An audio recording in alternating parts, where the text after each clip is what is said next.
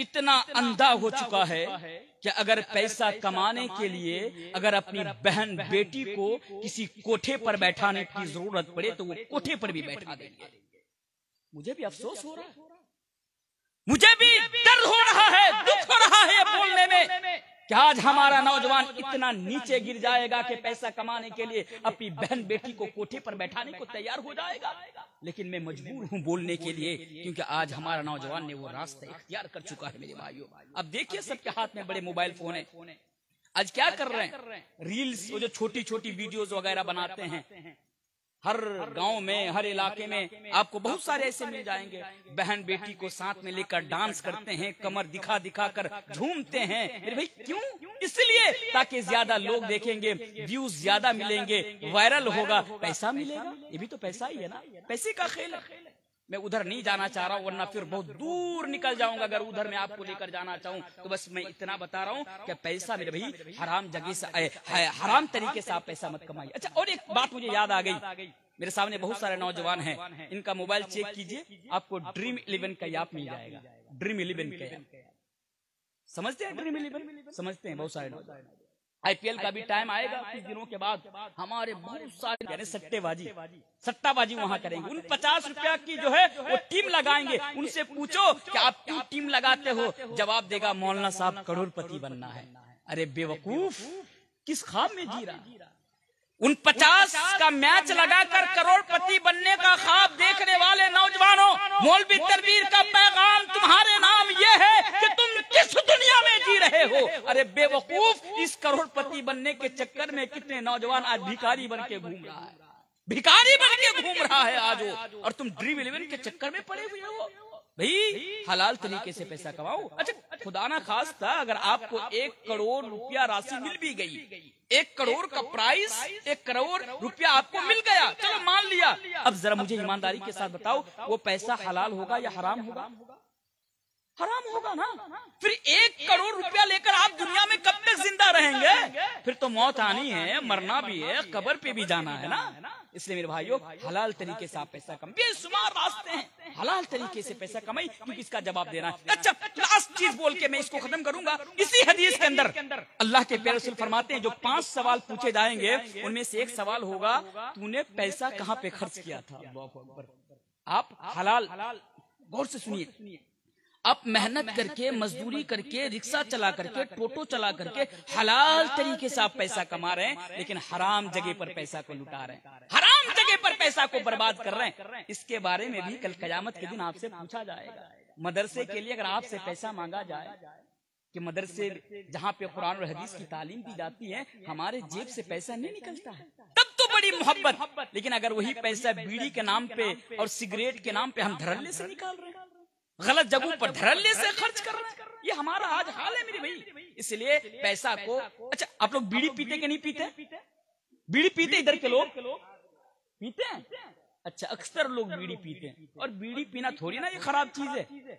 बीड़ी पीना ये अच्छी बात है, आप भी पियो, बाप को भी पिलाओ, बेटी को भी पिलाओ, माँ को भी पिलाओ, सबको बीड़ी पिलाओ, अच्छी बात है ना बीड़ी पीना, इसमें गुनाह थोड़ी है। क्योंकि आज हमारे नौजवान बीड़ी पीते हैं ना, इसको गुनाह समझते ही नहीं, और सिर्फ मौलवी की तकरीर सुनते हैं कि कौन मौलवी जायज का फतवा दे दे, कौन मौलवी मकरू का फतवा दे दे। भाई मैं तो हलाल हराम में जाता ही नहीं, मैं तो कहता तू भी बीड़ी पी, तेरी बीबी को भी पिला, बेटे को भी पिला, बेटी को भी पिला, माँ को भी पिला, मैं तो कहता हूँ पिला।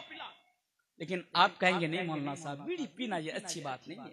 फिर आप क्यों पीते हैं जनाब? इसका भी हिसाब कल कयामत के दिन आपको देना है। एक मर्तबा मैं तजर्बे के साथ ये बात बता रहा हूँ, और अल्हम्दुलिल्लाह आप मुझे जो देख रहे हैं ना, मैं दिखने में छोटा हूँ, उम्र भी छोटी है, लेकिन तजर्बा बहुत बड़ा इस मैदान का। अल्हम्दुलिल्लाह मैं 12 साल से लगभग मैदान खिताबत में हूँ, और अगर यूं कहूं कि हिंदुस्तान के अंदर कई स्टेट लेवल के प्रोग्राम में या मैं घूम चुका हूं, तो शायद कि गलत नहीं होगा, वो सोशल मीडिया पर आप देख सकते हैं। एक तजर्बे के साथ एक बात बता रहा हूं। बीड़ी की ना एक जगह पर चर्चा हो रही थी, एक नौजवान था, मैंने उनसे पूछा तू बीड़ी पीता? कहा बीड़ी पीता। मैंने कहा भाई छोड़ दे बीड़ी पीना। क्या बोल रहा मुझे मालूम है? वो बोल रहा मौलाना साहब अगर ना बीबी छोड़ने को बोलेंगे तो बीबी छोड़ूंगा, पर बीड़ी नहीं छोड़ूंगा। मैंने कहा भाई बीबी छोड़ेगा बीड़ी नहीं छोड़ेगा, क्या बात है? बोलता है कि देखिए अगर बीवी छोड़ूंगा तो नींद आएगी, बीड़ी छोड़ूंगा तो नींद नहीं आएगी। मैंने कहा भाई बीवी का, बीड़ी का, नींद का क्या लेना देना? बोला आप नहीं समझे। बोला नहीं समझा। समझा मुझे। बोले देखिए अगर बीवी नहीं रहेगी तो टेंशन कम, रात में आराम से सोऊंगा, लेकिन अगर बीड़ी छोड़ दूंगा तो हागा होगा ना, तो कैसे सोऊंगा? और आप देखिए बहुत सारे नौजवानों को उसको बीड़ी पीने के लिए जगह नहीं मिलती टॉयलेट में, तो मैं टॉयलेट में जाने के लिए मैं खड़ा हूँ, बंदा निकल ही नहीं रहा। मैं बार बार वहां पे नॉक कर रहा हूँ ट्रेन की टॉयलेट में, वो निकल ही नहीं रहा है। क्योंकि कुछ देर के बाद जब वो निकला, मैं टॉयलेट के अंदर घुसा तो पता चला कि नाले के यहाँ पे बैठ के बीड़ी पी रहा था। अगर बाहर बीड़ी पिएगा तो पुलिस पकड़ लेगी और फिर उसको जुर्माना देना पड़ेगा। तो ये हाल है नौजवानों का। और मुझे तो ये भी याद है, जब बात आई तो मैं आपके सामने बोल ही देता हूँ, और ये भी बिल्कुल सही बात है, मैं मिसाल देकर समझा रहा हूँ आपको, क्योंकि आज हमारा नौजवान ना कितना आगे तक पहुंच चुके हैं। एक नौजवान मेरे पास आया, कहा कि तनवीर साहब आपको एक सवाल करना चाहता हूँ। मैंने कहा पूछ, तेरा क्या सवाल है? अगर जवाब आएगा तो तुझे हाँ जवाब दूंगा, नहीं आएगा तो तेरे पास मैं टाइम ले लूंगा। ये तो जरूरी नहीं है ना कि आप सवाल करो और हर सवाल का जवाब मेरे पास हो। अब्दुल मालिक इमाम मालिक रहमुल्लाह की जिंदगी उठाकर पढ़िए तो आपको पता चलेगा। आज तो हम जैसे मौलवी चाहे कुछ भी हो पर इज्जत डाउन ना हो, फटाफट सवाल करो, फटाफट जवाब दे दो, ना सोचो ना समझो। भाई क्या है ये सब? इसीलिए ज्यादातर फितने के शिकार आज हम और आप हो रहे हैं। बहरकैफ जहाँ जो मैं बात कर रहा था, वो आया, कहा कि तनवीर साहब आपसे एक सवाल करना। मैंने कहा पूछो क्या सवाल है? बोला कि इस्लाम में तो हर चीज खाने की पीने की दुआ है। मैंने कहा है। बोला बीड़ी पीने की क्या दुआ है? मौलवी को फंसा रहा है देखिए। बोला बीड़ी पीने की क्या दुआ है? मैंने कहा भाई बीड़ी पीना हराम है, इसकी कोई दुआ नहीं है, बीड़ी नहीं पीनी चाहिए। तो कहता है कि आप सही से पढ़े लिखे नहीं है। मैंने कहा हो सकता है भाई, दो बार फजीलत किया हूँ अल्हम्दुलिल्लाह, बड़े बड़े उलमाओं के दर्स में रहा हूँ। मैं जब तकरीर करने के लिए जाता हूँ, बड़े बड़े उलमा का खिताब सुनता हूँ, भले ही मैं ना पढ़ा हूँ, किसी की जबान से तो सुनाऊंगा ना कि ये बीड़ी पीने की दुआ है। ना पढ़ा हूँ ना सुना हूँ, फिर तू कह रहा है कि बीड़ी पीने, मैं तो समझ गया, फिर भी कह तू कह रहा है कि बीड़ी पीने की दुआ है, क्या तुझे मालूम है बीड़ी पीने की क्या दुआ है? कहता मालूम है, तभी तो मैं आपको सवाल किया था कि मैं आपको जरा टेस्ट करूं कि आप कितने पढ़े लिखे हैं। मैंने कहा ठीक है, जब तुझे बीड़ी पीने की दुआ आती है तो तू बता बीड़ी पीने की क्या दुआ है। तो कहता है कि बीड़ी पीने की दुआ है अल्लाहुम्मा बारिक लना फीमा बीड़ी टाना। नऊज़ुबिल्लाह। बोला ये बीड़ी पीने की दुआ। मैं तो समझ गया कि चलो ठीक है, अल्लाहुम्मा बारिक लाना तो ठीक है, बीड़ी टाना ये कैसी अरबी है? मैंने उनसे पूछा कि ये दुआ तुम्हें कहां से मिली? जवाब आया मोबाइल से सीखा हूं। मैंने कहा मुझे दिखा, निकाल के दिखाया भी है मोबाइल के अंदर बीड़ी पीने की दुआ। जी हाँ, मैं गलत नहीं बोल रहा, मोबाइल के अंदर बीड़ी पीने की दुआ है। बांग्लादेश के अंदर एक मौलवी है गियासुद्दीन ताहिरी साहब, मैं उनकी बुराई नहीं कर रहा हूं, मैं नहीं जानता उसने तकरीर में क्या कहा नहीं कहा, आगे क्या कहा पीछे नहीं कहा, मुझे इल्म नहीं है, मैं उसकी बुराई नहीं कर रहा हूं।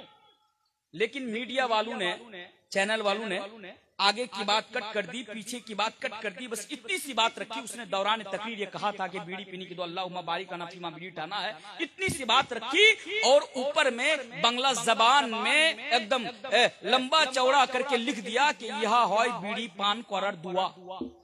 अब बेवकूफ कभी मदरसा गया नहीं, कभी उलमाओं की सोहबत में रहा नहीं, किबला किधर है उसे मालूम नहीं, बांग्ला जबान में पढ़ लिया, वो सोचा कि चलो भाई काम हो गया। अब तो कोई मौलवी नहीं बता सकता कि बीड़ी पीना खराब चीज है। बात कहां से निकली? बात निकली कि आप पैसा को कहां खर्च कर रहे हैं, बीड़ी के नाम पे, सिगरेट के नाम पे, खैनी के नाम पे। मेरे भाई इसका भी जवाब कल कयामत के दिन अल्लाह तबारक व तआला के सामने आपको रखना है। इसलिए आप पैसा को हलाल तरीके से कमाइए और हलाल जगह पर आप पैसा को खर्च कीजिए। तो ये मेरा पहला पैगाम था, आप अपने जवानी की अहमियत को समझे। आइए मेरा दूसरा पैगाम आज यहाँ नौजवानों के नाम वो ये है।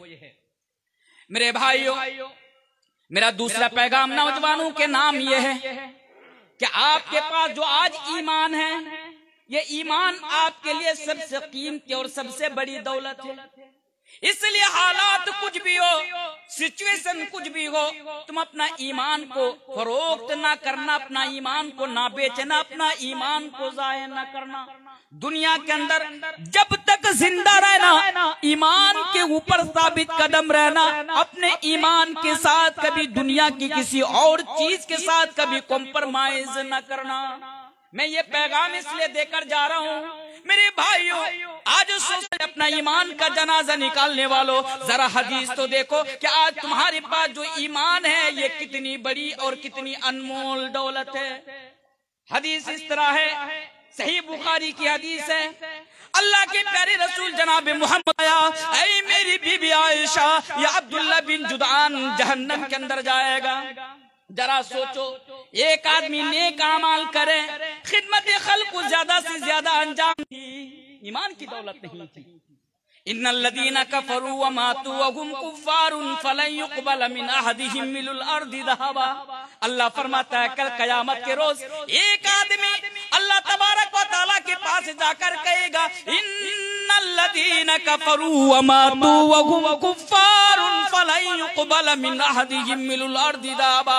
अल्लाह से कहेगा, अल्लाह मेरे पास जो सोना चांदी है तू ले ले, अल्लाह मेरे पास जो जमीन व जायदाद है तू ले ले, अल्लाह मेरे पास जो प्रॉपर्टी है वो तू ले ले, अल्लाह मुझे जहन्नम के अज़ाब से बचा ले, मुझे जहन्नम की आग से बचा ले। अल्लाह कहेगा नहीं नहीं, फलन युक़बल मिन अहदिहिम मिलुल अर्दि ज़हबा, नहीं नहीं, आज का दिन ना तेरा सोना कबूल किया जाएगा और ना तेरी जमीन व जायदाद कबूल की जाएगी और ना तेरी प्रॉपर्टी कबूल की जाएगी, और फिर हुक्म होगा उसको जहन्नम के अंदर डाल दिया जाएगा, इसलिए कि उसने कुफ्र के हालात में उसकी मौत हुई थी और उसने दुनिया के अंदर ईमान नहीं लाया था, ईमान की दौलत नहीं थी। इसलिए नौजवानों, मैं ये इसलिए कहकर जा रहा हूँ, समझदारों की इशारा काफी है। आप लोग मुझे कहाँ तक जानते मुझे मालूम नहीं है, मेरे सामने बहुत सारे मोबाइल लगे हुए हैं, मैं इधर उधर की बात नहीं कर सकता, इसलिए भी नहीं कर सकता क्योंकि मेरे भाइयों आज मैं उन लोगों की नजर में हूँ। ये बीपी न्यूज, आज तक टाइम्स नाउ, नव भारत, जो बड़े बड़े न्यूज चैनल है, आप जाकर देखिए कि मेरे खिलाफ वो लोग क्या क्या न्यूज आज चला रहे हैं, मुझे किस तरह पूरी दुनिया के सामने गुमराह करने की और मुझे भड़काऊ भाषण देने वाला मौलवी साबित करने की कोशिश आज वो लोग कर रहे हैं। उसके बावजूद भी आज मैं इशारतन ये बात आप लोगों के सामने कहकर जा रहा हूँ कि आज उन मूत्र पीने वाले लोग जो हैं, गोबर खाने वाले लोग, मैंने किसी का नाम नहीं लिया, मैंने किसी का नाम तो नहीं लिया, मैंने बस इतना कहा कि मूत्र पीने वाले लोग और गोबर खाने वाले लोग आज हमारे नौजवानों को टारगेट बना चुके हैं, ईमान से यानी हटाने के लिए बरसों से उन लोगों का मिशन रहा है और आज वो लोग बहुत ज्यादा अपने मिशन के अंदर कामयाब नजर आ रहे हैं। और यही वजह है कि आज बहुत सारे मुसलमान मुर्तद हो रहे हैं, आज बहुत सारे नौजवान मुर्तद हो रहे हैं, हमारी बेटियां, हमारे घर की औरतें मुर्तद हो रही है। इसलिए ये पैगाम देकर जा रहा हूँ, अगर आपकी गर्दन पर अगर कोई तलवार रख दे, और नौजवानों सुनो तो सही, घर में जब कल जाना मौलवी तनवीर का ये पैगाम लेकर जाना, जब घर पे जाना मौलवी तनवीर का ये पैगाम लेकर जाना कि रात के 12 बजे मौलवी तनवीर ने हदीस की रोशनी में ये और हमारी मिल्लत के अंदर आ जाओ। ओ नौजवानों, मुस्कुराते हुए अपनी गर्दन कटा देना, ओ नौजवानों मुस्कुराते हुए अपना सर कलम कर देना, लेकिन खबरदार खबरदार इस्लाम के साथ सौदाबाजी न करना, ईमान को फरोख्त न करना, ईमान को ना बेचना, क्योंकि दुनिया की पूरी दौलत एक तरफ और हमारा ईमान एक तरफ, उसके बावजूद भी मेरे भाइयों हमारा ईमान सबसे कीमती है। आगे आइए, अगर आप ईमान के साथ जल्दी वो बड़ी तेजी के साथ भाग रहा है। अच्छा हाँ, और एक चीज, शिर्क से आप अपने दामन को बचाए रखना, ये मेरा वही दूसरा पैगाम है ईमान के साथ। ये पैगाम मैं क्यों दे रहा हूँ, क्योंकि आज हमारे नौजवानों को ना अल्लाह माफ करे, अफसोस सद अफसोस कि आज हमारे नौजवान मुसलमान होने के बावजूद भी बहुत ज्यादा शिरकिया काम को अंजाम देता है। शिरकिया समझते हैं?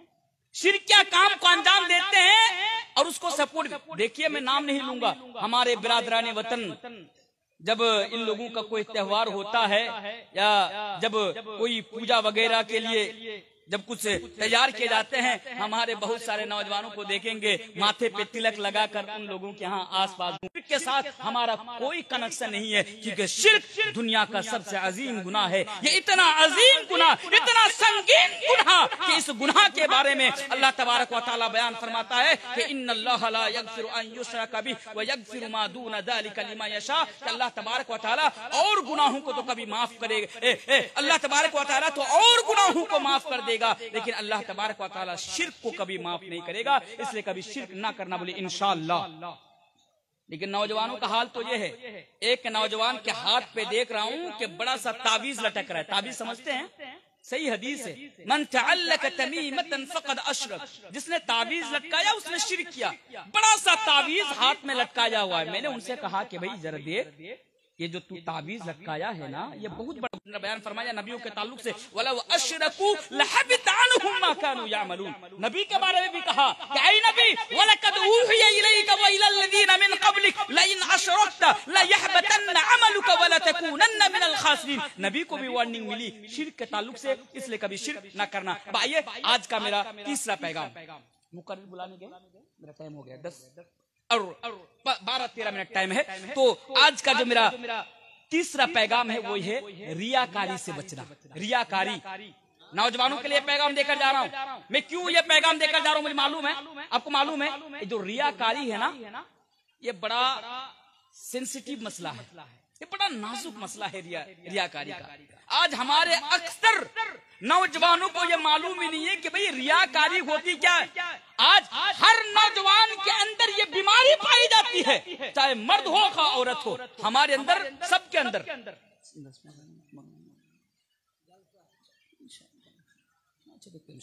तो हमारे अंदर जो एक बीमारी है ना, वो बीमारी है रियाकारी। रियाकारी सबके अंदर। ये रियाकारी भाई किस बला का नाम है भाई? ये रियाकारी क्या चीज है? रियाकारी का मतलब ये होता है कि कोई काम यानी कोई इबादत या कोई नेकी अल्लाह तबारक व तआला की रिजा के लिए ना किया जाए, बल्कि किसी और को राजी करने के लिए किया जाए या दिखाने के लिए किया जाए। समझ रहे हैं बात? एक हदीस है, अल्लाह के प्यारे रसूल बयान फरमाते हैं, इन्ना अख़्वफ़ मा अख़ाफ़ु अलैकुम अश्शिरकुल अस्ग़र। अल्लाह के रसूल बयान फरमाते हैं कि तुम लोगों को लेकर मैं सबसे ज्यादा जिस चीज से डरता हूँ वो है शिर्क असगर। नबी से पूछा गया, अल्लाह के रसूल शिर्क असगर क्या है? अल्लाह के रसूल ने फरमाया अर्रिया, वो है रियाकारी। रियाकारी समझना चाहते हैं? मैं आपको समझाता हूँ। वो आपके गाँव में देखेंगे, आपके गांव के अंदर बहुत सारे नौजवानों को देखेंगे कि वो सिर्फ और सिर्फ जुमा के रोज नमाज पढ़ने के लिए आते हैं, बाकी रोज नमाज पढ़ने के लिए नहीं आते। मस्जिद के अंदर अगर आप ना चिराग लेकर अगर आप उनको ढूंढेंगे तो जुमा के अलावा और वक्त की नमाज में वो आपको शामिल, वो मस्जिद में आपको नहीं मिलेंगे। ये क्या है मालूम है? ये एक किस्म की रियाकारी है। वो इसलिए है क्योंकि वो सोचता है कि मैं तो ऐसे नमाज नहीं पढ़ता हूँ, अगर जुमा के रोज भी नमाज पढ़ने के लिए नहीं जाऊंगा तो भाई लोग क्या कहेंगे? लोग क्या कहेंगे? लोग एक गरीब की आपने मदद की, फोटो खींच करके सोशल मीडिया पर अपलोड कर दिया इस नियत से कि भाई लोग ना मुझे बहुत अच्छा समझेंगे। मेरे भाई ये भी रियाकारी। पता है ये रियाकारी कितनी खतरनाक चीज है, और आज हमारे नौजवानों के अंदर ये चीज पाई जाती है। इसलिए नौजवानों अपने दिल से इस बीमारी को खत्म कर दो, क्योंकि ये चीज इतनी खतरनाक है कि ये तुम्हें दुनिया के अंदर भी बर्बाद कर देगी और ये चीज तुम्हें आखिरत के अंदर भी। यहाँ बात मत कीजिए मेरे भाई, अब जलसा सुनना है, ससुराल थोड़ी आए। तो जो बोल रहा था कि हाँ रियाकारी आपको दुनिया के अंदर भी बर्बाद कर देगी, आपको आखिरत के अंदर भी तबाह कर देगी। और रियाकारी का मसला जानते हैं? ऐ लोगों सुनो, कल कयामत के रोज रियाकारों का ये हाल होगा। अल्लाह के प्यारे रसूल जनाब मोहम्मद रसूलुल्लाह सल्लल्लाहु अलैहि वसल्लम बयान फरमाते हैं, मिसाल के तौर पर आपने दुनिया के अंदर किसी मदरसे के नाम पर या मस्जिद के नाम पर 50 लाख का चंदा दिया, मिसाल दे रहा हूँ, 50 लाख का आपने चंदा दिया, लेकिन आपकी नीयत में खोट थी, आपका मकसद सिर्फ इतना था कि लोग दुनिया के अंदर आपको बहुत बड़ा दानवीर समझे, आपको लोग इज्जत करें, आपका एहतराम करें। मेरे भाइयों, कल कयामत के रोज आप मन ही मन में सोचेंगे, मैंने तो दुनिया के अंदर 50 लाख का चंदा दिया था, मैंने तो दुनिया के अंदर एक बहुत बड़ी राशि अल्लाह तबारक व तआला की राह में खर्च किया था। यकीनन आज आखिरत के दिन यानी सबको बदला मिल रहा है, तो मुझे भी बदला मिलेगा। लेकिन जब आपकी बारी आएगी, अल्लाह तबारक व तआला आपसे कहेगा कि तू मेरे पास क्या बदला लेने के लिए आया है? आप मन ही मन में कहेंगे, अल्लाह मैंने तो 50 लाख का मैंने चंदा दिया था। अल्लाह कहेगा, ठीक है, तूने तो 50 लाख का चंदा दिया था, लेकिन तूने मेरी खुशनुदी के लिए, मेरी रजामंदी के लिए नहीं दिया था। तूने तो इस नियत के साथ दिया था कि लोग तुझे बहुत बड़ा दानवीर समझे, इलाके के लोग तुझे बहुत बड़ा दानवीर समझे। लोगों ने तो समझ लिया दुनिया के अंदर तो तुम्हारा एहतराम हुआ, तुम्हारी इज्जत हुई, तुम्हें बदला मिल गया। आज तुम मेरे पास क्या बदला लेने के लिए आए हो? पता ये चला दुनिया के अंदर अगर कोई आदमी दिखावे के लिए कोई नेकी करेगा, दिखावे के लिए कोई आमाल करेगा, दिखावे के लिए इबादत करेगा, अल्लाह के प्यारे रसूल फरमाते हैं कल कयामत के रोज अल्लाह तबारक व तआला के पास उसका कोई अजर न मिलेगा, अल्लाह के पास उसका कोई बदला न मिलेगा, बल्कि अल्लाह तबारक व तआला तो उससे यूं कहेगा कि तूने दुनिया के अंदर जिसके लिए काम किया था, चल जा, तू उसके पास से चला जा और जाकर देखिए आज के दिन वो तुम्हें क्या बदला देता है।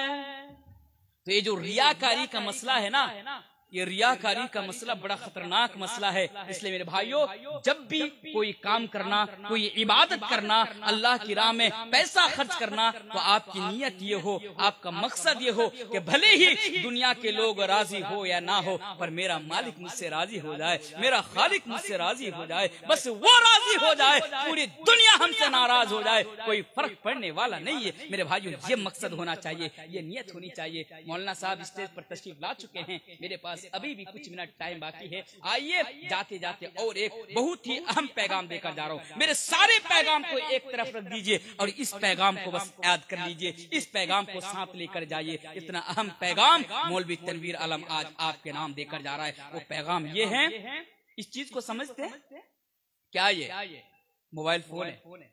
ये ना हमारा नौजवान किस अंदाज में इसका गलत इस्तेमाल करते हैं, उनमें से 2-3 चीजें मैं आपके सामने जिक्र कर देता हूं। पहली चीज ये है कि आज हमारा नौजवान ना इस मोबाइल फोन के अंदर जब वो फेसबुक चलाते हैं, इंस्टाग्राम चलाते हैं, ट्विटर वगैरह जब वो चलाते हैं, तो क्या करते हैं, जब कोई चीज उसे पसंद आती है, भले ही वो खराब हो, नंगी तस्वीर हो, सलमान खान और शाहरुख खान की किसी फिल्म का वो पार्ट हो, हिस्सा हो, जिसमें बेहयाई परोसी जा रही हो, जिसमें गलत चीजें परोसी जा रही हो, अगर उसे पसंद आया, फट से उसे शेयर कर दिया, झट से उसे शेयर कर दिया।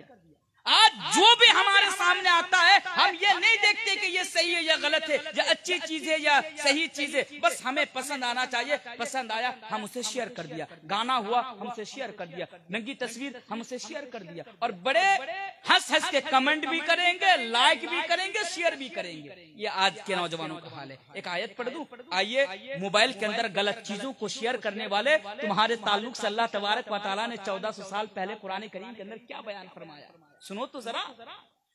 अल्लाह तबारक व तआला कुरान करीम के अंदर बयान फरमाता है, इन्नल्लज़ीना युहिब्बूना अन तशिअल फाहिशतु फिल्लज़ीना आमनू लहुम अज़ाबुन अलीमुन फिद दुनिया वल आखिरह।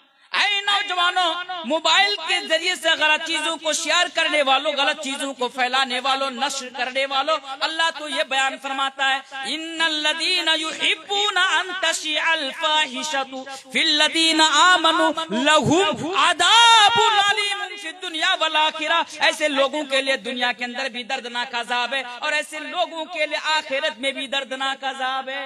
इसलिए आपका पहला काम क्या? मोबाइल में गलत चीजें नहीं शेयर करना। बोली इंशाअल्लाह, इंशाअल्लाह। अच्छा, एक चीज, दूसरी चीज, मोबाइल में हम और क्या करते हैं, कम से कम 5000 फ्रेंड में से 3000 तो लड़कियों को फ्रेंड बना के रखते हैं। हाय हाय, फ्रेंड बना के रखते हैं फेसबुक में लड़कियों को, और जब भी देखते हैं कि हाँ ऑनलाइन है, hello hello, hi dear, hello hello, और पूरी रात मेरे भाइयों मोबाइल के जरिए से पता नहीं क्या क्या करते रहते हैं। खबरदार हो जाओ। मोबाइल अल्लाह ने, मोबाइल जो है आपके पास ना, ये अल्लाह तबारक व तआला की तरफ से बहुत बड़ी नियामत है। आप इस नियामत को जहमत ना बनाए मेरे भाई, जहमत ना बनाए। मोबाइल के जरिए से आप फायदा हासिल करें, मोबाइल के जरिए से आप मोबाइल का सही इस्तेमाल करें, मोबाइल का गलत इस्तेमाल नहीं करें। मोबाइल ने आपके पास इसलिए नहीं दिया कंपनियों के लड़के आप यही सब करते रहे मोबाइल के अंदर। अच्छा, और एक चीज क्या करते हैं, लास्ट पैगाम देकर जा रहा हूँ माजरत के साथ, मेरा भी टाइम है 5 मिनट का। हाँ, और एक चीज बता के जा रहा हूँ, वो क्या मालूम है? वो चीज है मोबाइल के अंदर, मिसाल के साथ हमारे गांव के अंदर ना झगड़ा हो गया, ये हलाल है ये हराम है, किसी चीज को लेकर झगड़ा हो गया, ये हलाल है ये हराम है भाई। ये बताने के लिए और ये जानने के लिए बहुत सारे नौजवानों को देखेंगे वो मोबाइल का सहारा लेते हैं। गूगल में गए, सर्च किया ये हलाल है या हराम है, गूगल से कुछ मिल गया, यूट्यूब पर गए कुछ मौलवियों की तकरीर वगैरह सुन लिए, कुछ मिल गया, झट से फतवा दे दिया ये हलाल है हलाल है हलाल है। भाई तुझे कहाँ से मिला ये हलाल है? किसी भी चीज को लेकर मैं मिसाल देकर जा रहा हूँ, मोबाइल का सहारा ले रहे। आज किसी भी चीज को जानने के लिए आज हमारे नौजवान तबका मोबाइल, उलमा से कोई कांटेक्ट नहीं, उलमाओं से कोई राब्ता नहीं, मोबाइल का सहारा लेते हैं मेरे भाई। मोबाइल के अंदर ना जहाँ सही चीजें हैं, मोबाइल के अंदर वहाँ गलत चीजें भी है। इसलिए मोबाइल में तालीम हासिल करके, मोबाइल में इल्म हासिल करके मुफ्ती मत बनो। अगर इस दौर में अगर फितने से बचना चाहते हो, सही इल्म हासिल अगर करना चाहते हो, मोबाइल से करो, लेकिन उलमाओं के कांटेक्ट में रहकर करो। किसी उलमा से मसला पूछ लिया करो कि ये सही है या गलत है, ये हलाल है या हराम है, ये जायज है या नाजायज है। अल्हम्दुलिल्लाह आज हमारे हर इलाके में अच्छे अच्छे उलमा मौजूद हैं, आप उनसे पूछ लिया करें। अच्छा, और एक चीज, फेसबुक चलाते हैं, फेसबुक चलाते हुए हम क्या करते हैं, एक पोस्ट आई सामने में, क्या पोस्ट है? अल्लाह के रसूल ने ये बयान फरमाया, ऐसा ऐसा करो, अगर तुम इस पोस्ट को शेयर कर दोगे तो अल्लाह के रसूल ने फरमाया तुम्हारे ऊपर जहन्नम की आग, जहन्नम की आग हराम। अब नौजवान क्या करते हैं, फटाफट फटाफट फटाफट उसको शेयर करते जा रहे हैं, फटाफट फटाफट उसको शेयर करते जा रहे हैं। हदीस की बात आई, नौजवान ने शेयर कर दिया, कुरान की बात आई, नौजवानों ने शेयर कर दिया। अरे अल्लाह के बंदे, शेयर करने से पहले जरा ये तहकीक तो कर ले कि जिसे तू कुरान और जिसे तू हदीस और जिसे तू शरीयत समझ करके शेयर कर रहा है, ये शरीयत की बात है भी नहीं, ये अल्लाह के रसूल ने बयान फरमाया है नहीं, ये अल्लाह ने कुरान में कहा या नहीं, ये तो तुम पहले तहकीक कर लो। ऐसा नहीं करते, शेयर करते जा रहे। किसने कहा तुम्हें शेयर करने के लिए? बोल रहा मौलाना साहब इसमें अज्र मिलेगा। अरे बेवकूफ, अज्र तो नहीं मिलेगा, लेकिन तुम्हारे ताल्लुक से अल्लाह के नबी ने 1400 साल पहले बयान फरमाया, फल्यतबव्वा मक़अदहु मिनन नार, तुम्हारा ठिकाना जहन्नम होगा।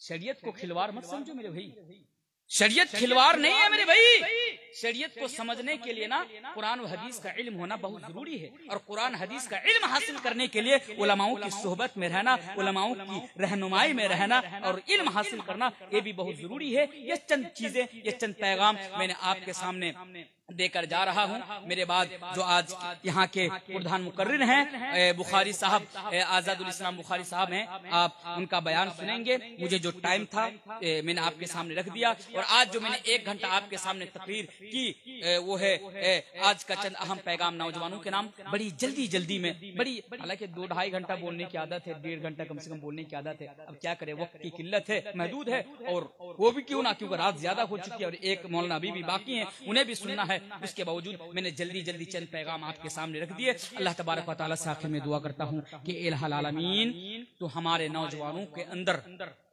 इस्लाह पैदा करने की तौफीक अता फरमा। इलाहुल आलमीन तो हम तमाम नौजवानों को कुरान और हदीस के मुताबिक अपनी अपनी जिंदगी गुजारने की तौफीक अता फरमा।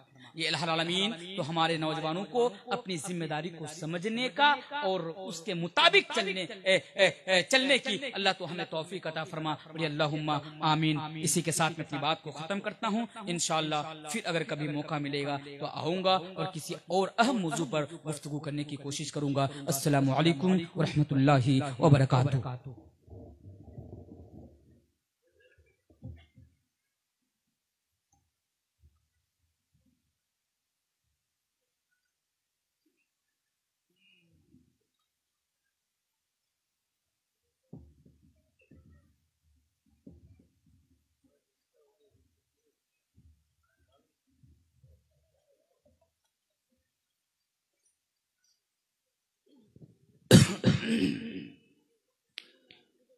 जी, हम अब तक समाप्त फरमा रहे थे तनवीर आलम रहीमी चतुर्वेदी साहब को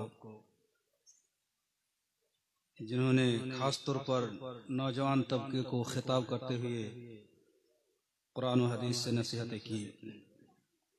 अब हमारे बीच जो आखिरी मुकर्रिर हैं वो हैं आज़ादुल इस्लाम बुखारी, आज़ादुल इस्लाम अल हाफिज दाई इस्लाम अल बुखारी, मुर्शिदाबाद बंगाल से।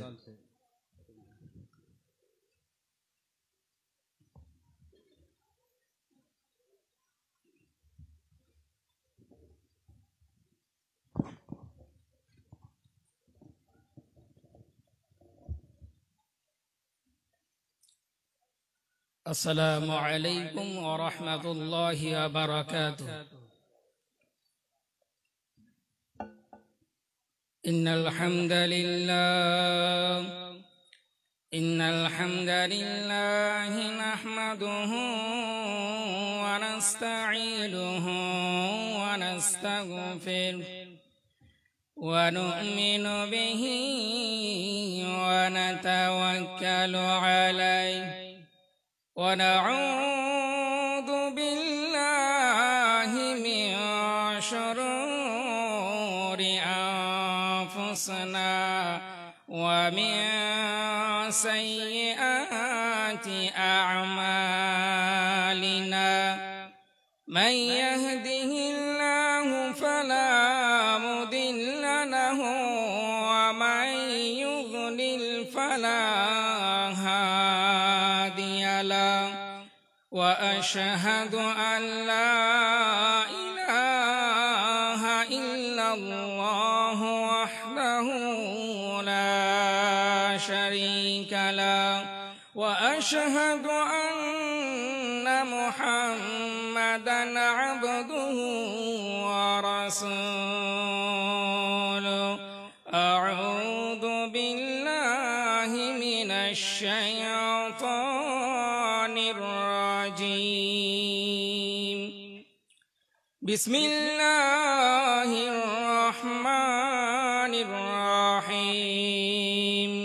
يا أيها الذين آمنوا اتقوا الله حق تقاته ولا تموتن إلا وأنتم مسلمون. يا اتقوا ربكم الذي خلقكم من نفس واحدة وخلق منها زوجها وبث منهما رجالا كثيرا ونساء، واتقوا الله الذي تساءلون به والأرحام، إن الله كان عليكم رقيبا. يا أيها الذين آمنوا اتقوا الله وقولوا قولا سديدا يصلح لكم أعمالكم ويغفر لكم ذنوبكم، ومن يطع الله ورسوله فقد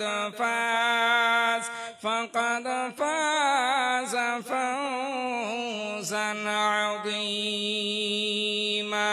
أما بعد، فإن أصدق الحديث كتاب الله، وخير الهدي هدي محمد صلى الله عليه وسلم، وشر الأمور محدثاتها وكل محدثة بدعة وكل بدعة ضلالة وكل ضلالة في النار. أعوذ بالله من الشيطان الرجيم. يا أيها الذين آمنوا اتقوا الله ولتنظر نفس ما قدمت لغد واتقوا الله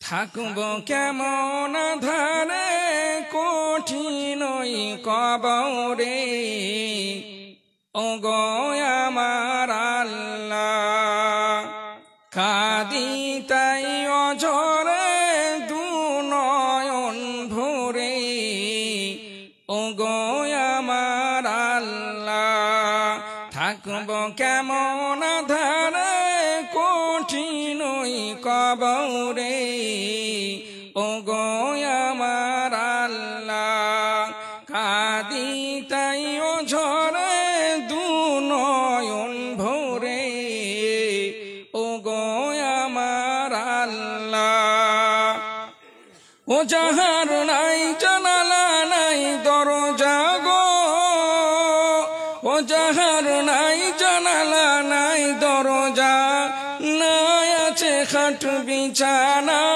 নাই আছে খাট বিছানা কঠিন কবরে ওগো আমার আল্লাহ থাকব কেমন ধারে কঠিন কবরে ওগো আমার আল্লাহ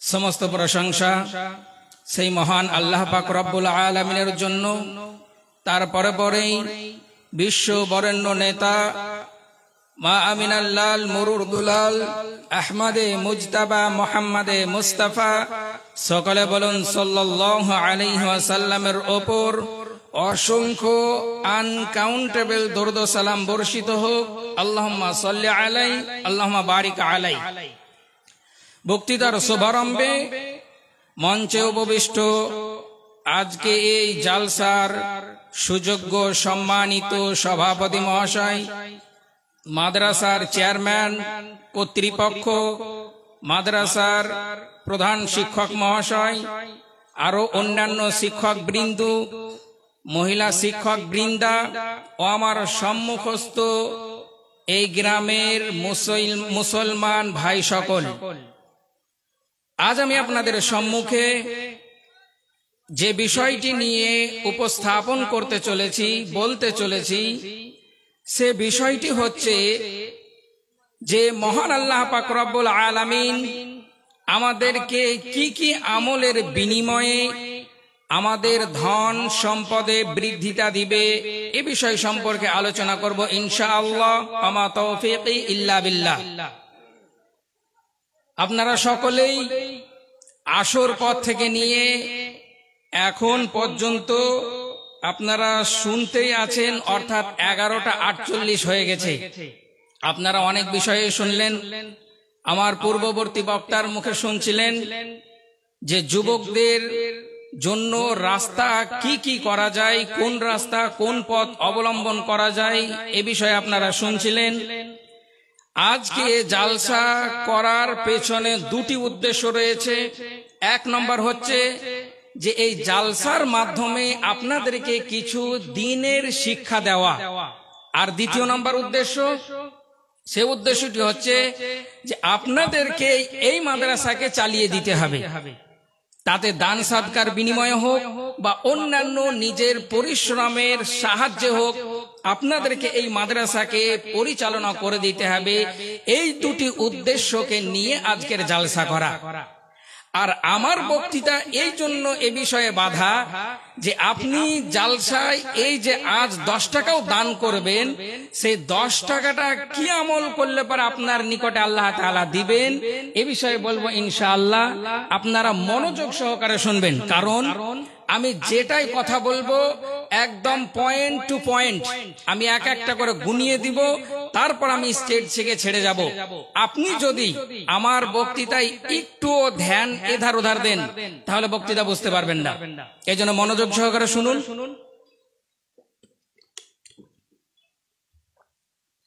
দেখুন মহান আল্লাহ পাক রব্বুল আলামিন আমাদেরকে নিয়ামতের কোনো কিন্তু ঘাটতি রাখেননি আল্লাহ তাআলা আমাদের নিয়ামতের কোন রকম ঘাটতি কমতি রাখেননি, অনেক অঢল আমাদেরকে নিয়ামত দিয়েছেন।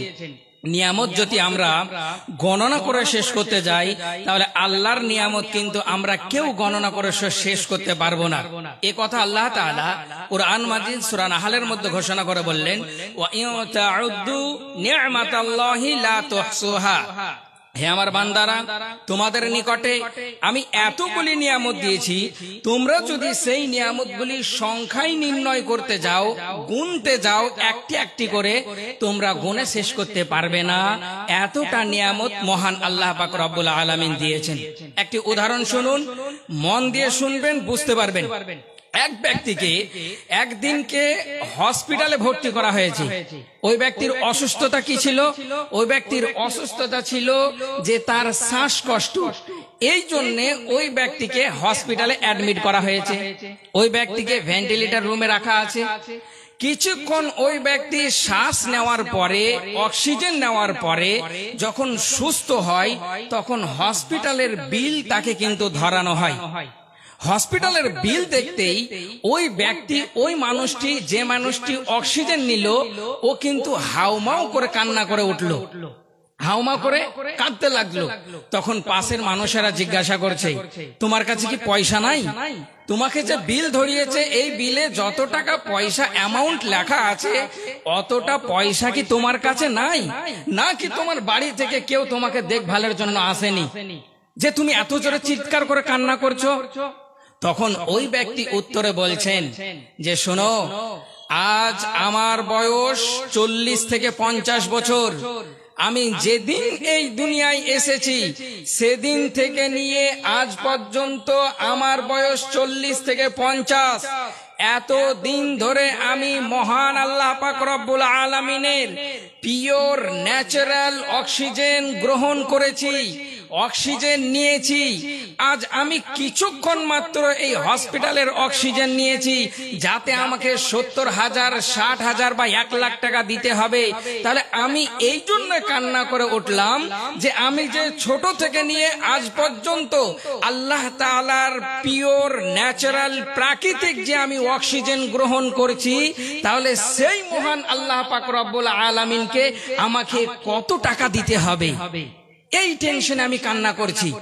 কয়েক ঘন্টা অক্সিজেন নিলে যদি আজ আমাকে লাখখানিক টাকা যদি হসপিটালে দিতে হয়, তাহলে আমি এতদিন যে আল্লাহ তাআলার কোন রকম ভেজাল না মিশানো এরকম অক্সিজেন যে আমি নিয়েছি, তাহলে সেই আল্লাহকে আমাকে কত টাকা দিতে হবে। কিন্তু আল্লাহ তাআলা তো টাকা গ্রহণ করেন না। আল্লাহ তাআলা কি গ্রহণ করবেন? আল্লাহ তাআলা আমাদের কাছে যেটা চাই সেটা হচ্ছে, মহান আল্লাহ পাক রব্বুল আলামিন আমাদেরকে সৃষ্টির পূর্বেই বলে দিয়েছেন, বান্দারে, আমি তোমাদেরকে দুনিয়ায় মানুষ রূপে সৃষ্টি করে পাঠিয়েছি, দুনিয়ায় তোমাকে ছেড়ে দিয়েছি এই কারণে যে তুমি আমি মহান আল্লাহ পাক রব্বুল আলামিনের ইবাদত করবে। আল্লাহ তাআলা সূরা হাশরের মধ্যে ঘোষণা করে বলছেন, ইয়া আইয়ুহাল্লাযীনা আমানু তাকুল্লাহা ওয়াল তানজুর নাফসুম মা কদ্দামাত লিগাদ। মহান আল্লাহ বলেন, হে আমার বান্দারা, হে প্রকৃত ঈমানদার মানুষেরা, তোমরা দুনিয়াতে চিন্তা ভাবনা করো, তোমরা টেনশন করো, তোমরা বিবেক বিবেচনা করো যে তোমরা পরকালের জন্য কেমন আমল করে পাঠিয়েছো। এ কথা মহান আল্লাহ পাক রব্বুল আলামিন বলছেন। মহান আল্লাহ তাআলা কি বললেন? যে তুমি চিন্তা ভাবনা করো যে তুমি যে এই দুনিয়ায় এসে কি আমল করলে আর কি আমল করে ওই পরকালে পাঠালে, তুমি এই জিনিস নিয়ে চিন্তা ভাবনা করো। আজ আপনাকে আমি মূর্খ প্রমাণ করে দেব, আপনি অশিক্ষিত, জাহেল, গাওয়ার, এটা আমি আপনাকে পূরণ করে আপনাকে আমি এ কথা বলে দেব গ্যারান্টির সহকারে। কারণ আজ যদি আপনি শিক্ষায় সুশিক্ষিত হতেন, যদি আপনি জাননেওয়ালা হতেন, তাহলে আজ আপনি ওই আল্লাহকে ছেড়ে, ওই দুনিয়াকে ছেড়ে এই দুনিয়াকে আপনি প্রাধান্য দিতেন না। কিন্তু আজ যদি আপনি এই দুনিয়াকে প্রাধান্য দিতে লাগেন, তাহলে আমি আপনাকে বলবো আপনি বড় জাহেল আছেন, এই জন্য আপনি দুনিয়াকে প্রাধান্য দিচ্ছেন। এ দুনিয়া কিছুর নয়, এ দুনিয়া সামান্য ক্ষণিকের সময়ের জন্য, কিছুক্ষণ সময়ের জন্য আল্লাহ তাআলা এই দুনিয়াতে আমাদেরকে পাঠিয়েছেন। আমাদের চিরস্থায়ী জীবন, আমাদের পরকালের জীবন, আমাদেরকে সারা জনম ভোর সেখানেই থাকতে হবে। আজ আমি আপনি যদি সেই দুনিয়াকে ছেড়ে এই দুনিয়াকে প্রাধান্য দিতে লাগি, এই দুনিয়াকে গুরুত্ব যদি দিতে লাগি, তাহলে আমি আপনি অশিক্ষিত ছাড়া, জাহেল ছাড়া আর কেউই নয়। আজ এই দুনিয়াকে প্রাধান্য দেওয়ার কথা আল্লাহ তাআলা বলেননি। আল্লাহ তাআলা এই দুনিয়াকে কখনোই ধরে থাকতে বলেননি। দুনিয়াতে শুধু আমাদেরকে ছেড়ে দিয়েছেন তার ইবাদত করার জন্য। আপনাকে দুটি হাদিস শোনাই, মনোযোগ সহকারে শুনবেন। খাব্বাব রাদিয়াল্লাহু আনহু যখন ইসলাম গ্রহণ করলেন, ইসলাম গ্রহণের সময় কাফেররা তিনাকে অনেক কষ্ট দিলেন। অনেক কষ্ট দেওয়ার পরে খাব্বাবকে বলছেন, ইয়ে খাব্বাব, তুই ইসলাম ছেড়ে দে, তুই আমার ধর্ম গ্রহণ কর। কাফেরেরা বলছে তুই আমাদের সাথ দে, ওই মুহাম্মাদের সাথ দিস না, মুহাম্মাদের ধর্মকে গ্রহণ করিস না, তুই আমার সাথ দে, আমাকে মেনে নে, আমাদের ধর্মকে মেনে নে। এ কথা খাব্বাব রাদিয়াল্লাহু আনহুকে বলছেন।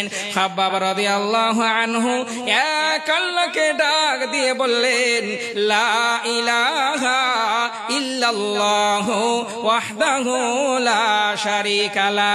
আমি এক আল্লাহর প্রতি ঈমান নিয়ে এসেছি, সেই আল্লাহকে বিশ্বাস স্থাপন করে নিয়েছি, সে আল্লাহ আমার সৃষ্টিকর্তা হিসাবে আমি মেনে নিয়েছি, আমি এই ধর্ম ত্যাগ করতে পারবো না।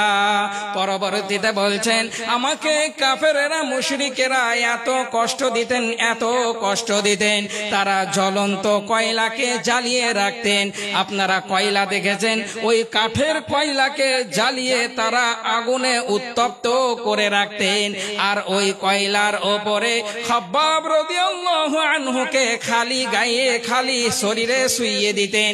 যা পরনে জামা থাকতো না, পরনে কিছু থাকতো না, ওই গরম কয়লার ওপরে খাব্বাব রাদিয়াল্লাহু আনহুকে রেখে দিতেন, আর বলতেন, তুই যদি এই ধর্মকে ত্যাগ করিস, তুই যদি আল্লাহকে না মানিস, তাহলে আমরা তোকে ছেড়ে দিব, নচেত তোর কষ্ট এভাবেই চলতে থাকবে। খাব্বাব রাদিয়াল্লাহু আনহু বলছেন, হে আমার সাহাবী ভাইরা শোনো, আমাকে অতক্ষণ পর্যন্ত কাফেররা মুশরিকরা ছাড়তো না, যতক্ষণ পর্যন্ত আমার চর্বি, মাংস, রক্ত গলে গলে ওই কয়লা নিভিয়ে না যেত। এত কষ্ট দিতেন, এত কষ্ট দিয়েছেন খাব্বাব রাদিয়াল্লাহু আনহুকে, এরপরেও তারা ইসলাম ছেড়ে দেননি। আজ আমি আপনি সামান্য ছোট ছোট গুনাহ যদি সম্মুখীন আমরা হয়ে যাই, তাহলে আমরা ওই আমাদের দিন, ধর্ম, ঈমান সব আমাদের তখনই শেষ। আমাদের ঈমানটা কেমন জানুন? আমাদের ঈমানটা হচ্ছে বেলুনের ন্যায়। বেলুন, ওই যে ছোট ছোট গুব্বারাগুলো যে বাচ্চারা ফোলায়, ওই বেলুনের মতো। ওই বেলুনে যদি একটি ছোট্ট কাটা ছুঁচ যদি লেগে যায়, তাহলে ওই বেলুনটা ভড়াম করে ফেটে যায়। ঠিক তেমনি আমাদেরও ঈমান ওই রকমই। আজ আমাদের ঈমান ওই রকম বেলুনের মতন মজবুত, আমাদের ঈমান লোহার মতন মজবুত আমরা করতে পারলাম না। আজ সেই সাহাবীদের ঘটনা শুনুন, এরপরেও তারা ইসলাম ছেড়ে যাননি, ইসলামের মধ্যে প্রতিষ্ঠিত ছিলেন। আর আল্লাহ তাআলা আপনাকে ঘোষণা করে দিয়েছেন, সুম্মাস্তাকামু, তোমরা ইসলামের মধ্যে প্রতিষ্ঠিত থাকো। আল্লাহ তাতানাজ্জালু আলাইহিমুল মালাইকা, তোমাদের নিকট ফেরেশতাকে পাঠানো হয়। ওয়ালা তাখাফু ওয়ালা তাহজানু, তোমরা ভয় করিও না, টেনশন চিন্তা করিও না। ওয়া আবশিরু বিল জান্নাহ, তোমাকে জান্নাতের সুসংবাদ, জান্নাতের খোশ খবরি দেওয়া হয়েছে। আল্লাতী কুনতুম তুআদুন, যেটা তোমাকে আমাকে অঙ্গীকার ওয়াদা করেছেন। আল্লাহর ওয়াদা কখনো মিথ্যা হবে না। আপনি যদি এই ইসলামকে ধরে থাকতে পারেন, ইসলামকে মজবুত ভাবে আঁকড়ে ধরে থাকতে পারেন, আল্লাহ আপনার সংসারে রিজিকের বৃদ্ধিটা দিবে, রিজিক আপনার সংসারে বাড়িয়ে দিবেন। এরপরে আর একটি ঘটনা শুনুন। এবার মহিলারাও বসে আছেন। আমি সাহাবী খব্বাবের ঘটনা বললাম, এবার মহিলা সাহাবিয়ার ঘটনা শুনুন। সুমাইয়া রাদিয়াল্লাহু আনহা যখন ইসলাম গ্রহণ করলেন, ইসলাম গ্রহণ করার সময় আবু জেহেল, উতবা, শাইবা তারা সকলেই সুমাইয়া রাদিয়াল্লাহু আনহাকে কষ্ট দিচ্ছেন। তারা তাকে উলঙ্গ করে মারধর করছেন আর বলছেন, তুই মুহাম্মাদের ধর্মকে ছেড়ে দে, তুই এক আল্লাহকে বিশ্বাস করা ছেড়ে দে, আমরা তোকে ছেড়ে দেব, আমরা তোকে পরিত্রাণ দিয়ে দেব। কিন্তু সুমাইয়া রাদিয়াল্লাহু আনহা বলেছেন, আল্লাহু আহাদ, আল্লাহু আহাদ, আল্লাহ এক বলে আমি বিশ্বাস করেছি, আল্লাহ এক বলে আমি মেনে নিয়েছি, ওই আল্লাহকে আমি ছেড়ে দিব না, আমি আল্লাহকে ছেড়ে দিব না। উলঙ্গ করে মারধর করছে কারা? আবু জেহেল, উতবা, শাইবা, যারা সবচাইতে বড় বড় কাফের ছিলেন, তারা ওই মহিলাকে ধরে মারধর করছেন উলঙ্গ করে। এরপরে যখন সুমাইয়া রাদিয়াল্লাহু আনহা বললেন, আমি এক আল্লাহকে মেনেছি, আমি তাকে ছাড়তে পারবো না, এই কথা শুনে আবু জেহেল রাগে রাগান্বিত হয়ে অনেক গুসা অবস্থায় হয়ে গেলেন আর ক্ষিপ্ত হয়ে সুমাইয়া রাদিয়াল্লাহু আনহার লজ্জা স্থানে তরোয়াল ভরে দিলেন আর সেই চোটের সুমাইয়া রাদিয়াল্লাহু আনহা মৃত্যুবরণ করলেন। এরপরেও তারা কিন্তু ওই আল্লাহকে ছাড়েননি এবং তারা এই ইসলাম ছেড়ে দিতে রাজি ছিলেন না। তারা জান দিতে হলেও জান দিয়েছেন, তারা মাল দিতে হলেও মাল দিয়েছেন, কিন্তু ইসলামকে ছেড়ে দেননি। আজ আমি আপনি দুনিয়াতে সামান্য কিছুক্ষণের জন্য এসে কিছু টাকা পয়সা ও রোজগার করে নিয়েছি, এমন বড় কাজ করেছি যে আমি আল্লাহকে, আপনি আল্লাহকে ভুলে গেলেন, আল্লাহকে বলে ভুলে গেলেন আর গুনাহ বলে ভুলে গেলেন। আল্লাহ তাআলা আমাদেরকে ছোট ছোট গুনাহ থেকেও দূরে থাকতে বললেন, আর আমরা ছোট গুনাহ তো দূরের কথা, আমরা বড় গুনাহগুলিকেও গুনাহই মনে করি না। শুনুন, নবী করিম সাল্লাল্লাহু আলাইহি ওয়াসাল্লাম বলেন, ইয়া আয়েশা ইয়াকা ওয়া মুহাক্কারাতিয যুনুব, হে আয়েশা তুমি ছোট ছোট গুনাহ থেকে দূরে সরে থাকো, কেন না মহান আল্লাহ পাক রব্বুল আলামিন কিয়ামতের দিনে ফা ইন্না লাহা মিনাল্লাহি তালিবা, আল্লাহ তাআলা কিয়ামতের দিনে তোমাকে এই ছোট ছোট গুনাহর জন্য জিজ্ঞাসা করবেন। আল্লাহর কোন ছোট বান্দা এসে 500 টাকা দিয়েছে, আলহামদুলিল্লাহ। আল্লাহর কাছে দোয়া করি, আল্লাহ তুমি এই ছোট বাচ্চাটিকে অনেক বড় দিনের খাতিরে নিয়ে নিও। আল্লাহ তুমি এই বাচ্চাটিকে কোরআনের হাফেজ বানিও। আল্লাহ যদি তার পিতামাতা কোনো অসুস্থতা থাকে, আল্লাহ তুমি তার সুস্থতা তাকে দূর করে দিও মাওলা। আল্লাহ যদি অসুস্থ থাকে, সেই অসুস্থকে দূর করে সুস্থতা তুমি তাদের সংসারে আনিয়ে দিও মাওলা গো। আমিন সুম্মা আমিন। আলহামদুলিল্লাহ, আলহামদুলিল্লাহ। দেখুন এত রাত্রি হয়ে গেছে, এরপরেও আল্লাহকে ভয় করে 1000 টাকা নাম না বলে দান করে গেছে। আলহামদুলিল্লাহ। আল্লাহ তুমি বেনামির দানকে সাদরে গ্রহণ করে নাও মাওলা। যে আশাতে যে নিয়তে করে গেছে দান, উদ্দেশ্য পূরণ করো তুমি রহমান। আমি পাপী আজাদ আলী দোয়া করব কত, নেকির খাতায় নেকি লেখ তোর মন মতো। সুবহানা রাব্বিকা রাব্বিল ইজ্জাতি আম্মা ইয়াসিফুন ওয়া সালামুন আলাল মুরসালিন ওয়ালহামদুলিল্লাহি রাব্বিল আলামিন। আমি আপনাকে বলতে চাইছিলাম যে ইসলামকে যদি আপনি আঁকড়ে ধরতে পারেন, আল্লাহ আপনার সমস্ত রিজিকের ব্যবস্থা করে দিবেন। শুধু তাই নয়, আল্লাহ পাক রব্বুল আলামিনকে আমাকে আপনাকে না দেখেই বিশ্বাস স্থাপন করতে হবে। আল্লাহ তাআলা কুরআন মাজিদের মধ্যে ঘোষণা করে বলছেন যে হে আমার বান্দারা, তোমাদের করণীয় হবে ইন্নাল্লাযীনা ইয়াখশাউনা রাব্বাহুম বিল গায়ব। তোমরা আল্লাহকে না দেখেই বৃষ্টির অগসরে রেখে বিশ্বাস করে নাও। আল্লাহকে তোমরা দেখতে পাবে না, তোমরা না দেখাতেই আল্লাহকে বিশ্বাস স্থাপন করো। তুমি যদি আল্লাহকে ভয় করতে পারো, তুমি যদি আল্লাহর কথা মতো চলতে পারো, লাহুম মাগফিরাতুন, তোমার জন্য রয়েছে ক্ষমা, ও আজরুন কাবীর, এবং তোমার জন্য রয়েছে মহা নেকি, মহা আজর রয়েছে। এই জন্য আপনাকে আমি বলি, আপনি কোনোদিন আল্লাহকে দেখতে পাবেন না, কিন্তু আপনাকে একটি আমল বলে দিই, সে আমলের দ্বারাতে আপনি আল্লাহকে দেখতে পাবেন। আজ আপনাদের সম্মুখে যখন অনেক দূর থেকে এসেছি, আপনাকে এখন আমি যে আমলটি করতে বলছি সে আমলটি আপনি করবেন, আল্লাহ তাআলাকে আপনি দেখতে পাবেন। শুনুন, হযরত মুসা আলাইহিস সালামও চেয়েছিলেন যে আমি আল্লাহকে দেখব, কিন্তু মুসা আলাইহিস সালামকে আল্লাহ দেখা দিলে মুসা আলাইহিস সালাম দেখার সুযোগ পাননি। কোন ঘটনা? সূরা আরাফ আয়াত নম্বর 137 এর মধ্যে মহান আল্লাহ পাক রব্বুল আলামিন বলছেন, যখন মুসা আলাইহিস সালাম ইচ্ছা পোষণ করলো যে আমি আল্লাহ তাআলাকে দেখব, ভালো করে মন দিয়ে ঘটনাটা শুনুন।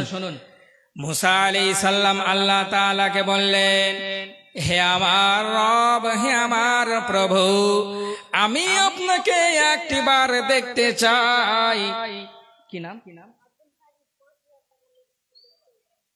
এটা দেওয়ার পরেও মাশাআল্লাহ, লিল্লাহি তাকবীর। আব্দুল সাজিদ 500 টাকা নগদ, 5000 টাকা বাকি। আলহামদুলিল্লাহ, আলহামদুলিল্লাহ। আল্লাহ তুমি তাদের ধন সম্পদে বরকত দিও মাওলা। যে আশাতে যে নিয়তে করে গেছে দান, উদ্দেশ্য পূরণ করো তুমি রহমান। আল্লাহ গো, আজ মানুষের রোগ বেলা ছাড়ে না মাওলা। আল্লাহ যদি রোগ বালা বাড়িতে এসে থাকে, আল্লাহ তুমি দানের বিনিময়ে তাদের রোগ বালা দূর করে দিও মাওলা। আল্লাহ গো, তোমার দরবারে দোয়া চাই, তাদের সংসারে যদি কোনো রকম দরিদ্রতা থাকে, অভাব থাকে, সেই অভাবকে তুমি দূর করে দাও। আল্লাহ তুমি তাদের সংসারে উন্নতি বরকত দিয়ে দাও। আমিন, সুবহানা সুম্মা আমিন। আমি আপনাদেরকে বলছিলাম, যখন মুসা আলাইহিস সালাম আল্লাহকে ডেকে বললেন, হে আমার রব, আমি তোমাকে দেখতে চাই, মুসা আলাইহিস সালামকে আল্লাহ তাআলা বলছেন যে লান তারানি, তুমি আমাকে দেখতে পাবে না, কিন্তু তুমি দেখো ফাইনিস্তাকারা মাকানাহু, ওই পাহাড়ের দিকে যদি ওই পাহাড়টি যদি তার জায়গায় ঠিকভাবে থেকে যায়, ফাসাউফা তারানি, তাহলে তুমি আমাকে দেখতে পাবে। মুসা আলাইহিস সালামকে যখন নিয়ে কথা বললেন, মুসা আলাইহিস সালাম চলে গেলেন ওই পাহাড়ের দিকে তাকিয়ে আছেন। আল্লাহ তাআলা এমত অবস্থায় দুনিয়ায় আল্লাহ তাআলার ছটা, আল্লাহ তাআলার আলো, আল্লাহ তাআলার মহিমা ওই পাহাড়ের উপরে গিয়ে পড়ল। ফালাম্মা তাজাল্লা রাব্বুহু লিল জাবালি জাকদাক্কা, যখন মুসা আলাইহিস সালাম বললেন, আল্লাহ গো তোমাকে দেখতে চাই, আল্লাহ দেখার জন্য বের হয়ে এলেন। আর বের হওয়াতে যখন তার ছটাটি পাহাড়ে গিয়ে পড়ল, পাহাড়টি চূর্ণ বিচূর্ণ হয়ে গেল। ওয়াখাররা মুসা সাইকা, এবং মুসা আলাইহিস সালাম বেহুশ হয়ে পড়ে গেলেন। আমি আপনি সেই রবের সৃষ্টি, আমি আপনি সেই রবের পয়দাকৃত মানুষ। এই জন্য আজ অহংকার নয়, বরং আল্লাহকে ভয় করুন। আজ সেই আল্লাহ এত আলোকিত, এত মহিমান্বিত, এত আলোকিত যে তার আলো সামান্য কিছুটা ওই পাহাড়ে পড়াতে ওই পাহাড় চূর্ণ বিচূর্ণ হয়ে গেল, পাহাড়টি রেজা রেজা হয়ে গেল। ওই আলোর ছটা মুসা আলাইহিস সালাম সামান্য একটু দেখাতেই বেহুশ হয়ে পড়ে গেলেন, আল্লাহকে দেখার ক্ষমতা হলো না। ফালাম্মা আফাকা, যখন মুসা আলাইহিস সালামের জ্ঞান ফিরল, মুসা আলাইহিস সালাম বলছেন, সুবহানাকা ইন্নী তুবতু ইলাইকা, হে আমার রব, হে আমার আল্লাহ, আমি তোমার প্রতি তওবা করছি। ওয়া আনা আউয়ালুল মুমিনিন, আমি সর্বপ্রথম মুমিনদের অন্তর্ভুক্ত হয়ে গেলাম। মুসা আলাইহিস সালামও কিন্তু আল্লাহকে দেখতে পেলেন না, কিন্তু আজ আমি আপনাকে একটি আমল বলে দিই, যে আমলটি যদি আপনি করতে পারেন আল্লাহ তাআলার দৃষ্টিতে আপনি থাকবেন, আল্লাহকে আপনি দেখা পাবেন। সে আমলটি হচ্ছে এমন একটি আমল, যে আমল আমাদের প্রয়োজন প্রত্যেকটি মানুষের, যে আমলটিকে আল্লাহ তাআলা কিয়ামতের দিনে সর্বপ্রথম জিজ্ঞাসা করবেন। এই জন্য নবী করিম সাল্লাল্লাহু আলাইহি ওয়াসাল্লাম হাদিসে জিবরিলের মধ্যে ঘোষণা করে বললেন, ফাইল্লাম তাকুন তারাহু ফাইন্নাহু ইয়ারাকা, তুমি যখন নামাজে দাঁড়াবে সাজদার জায়গার দিকে তাকাবে, দেখবে মহান আল্লাহকে দেখতে পাবে। আর যদি তুমি মহান আল্লাহকে দেখতে না পাও, তাহলে তুমি মনে মনে এটা ভাববে যে আল্লাহ তাআলা তোমাকে দেখছেন। তাহলে সেই আমলটি হচ্ছে নামাজ। এই নামাজের বিনিময়ে আপনি আল্লাহ তাআলাকে দেখতে পাবেন। তাছাড়া দুনিয়ায় আর কোনো আমলও নাই, আর দুনিয়ায় কোনো মানুষও নাই যে মানুষ আল্লাহ তাআলাকে দেখতে পাবেন। এবার আপনি তো বলবেন যে আমি তো নামাজ পড়ি, তো কোনোদিন তো দেখতে পাই না। কিন্তু কোনোদিন এটা আমরা কেউ ভেবেছি যে আমরা তো দেখতে পাই না ঠিকই, কিন্তু আল্লাহ তাআলা আমাদেরকে দেখছেন।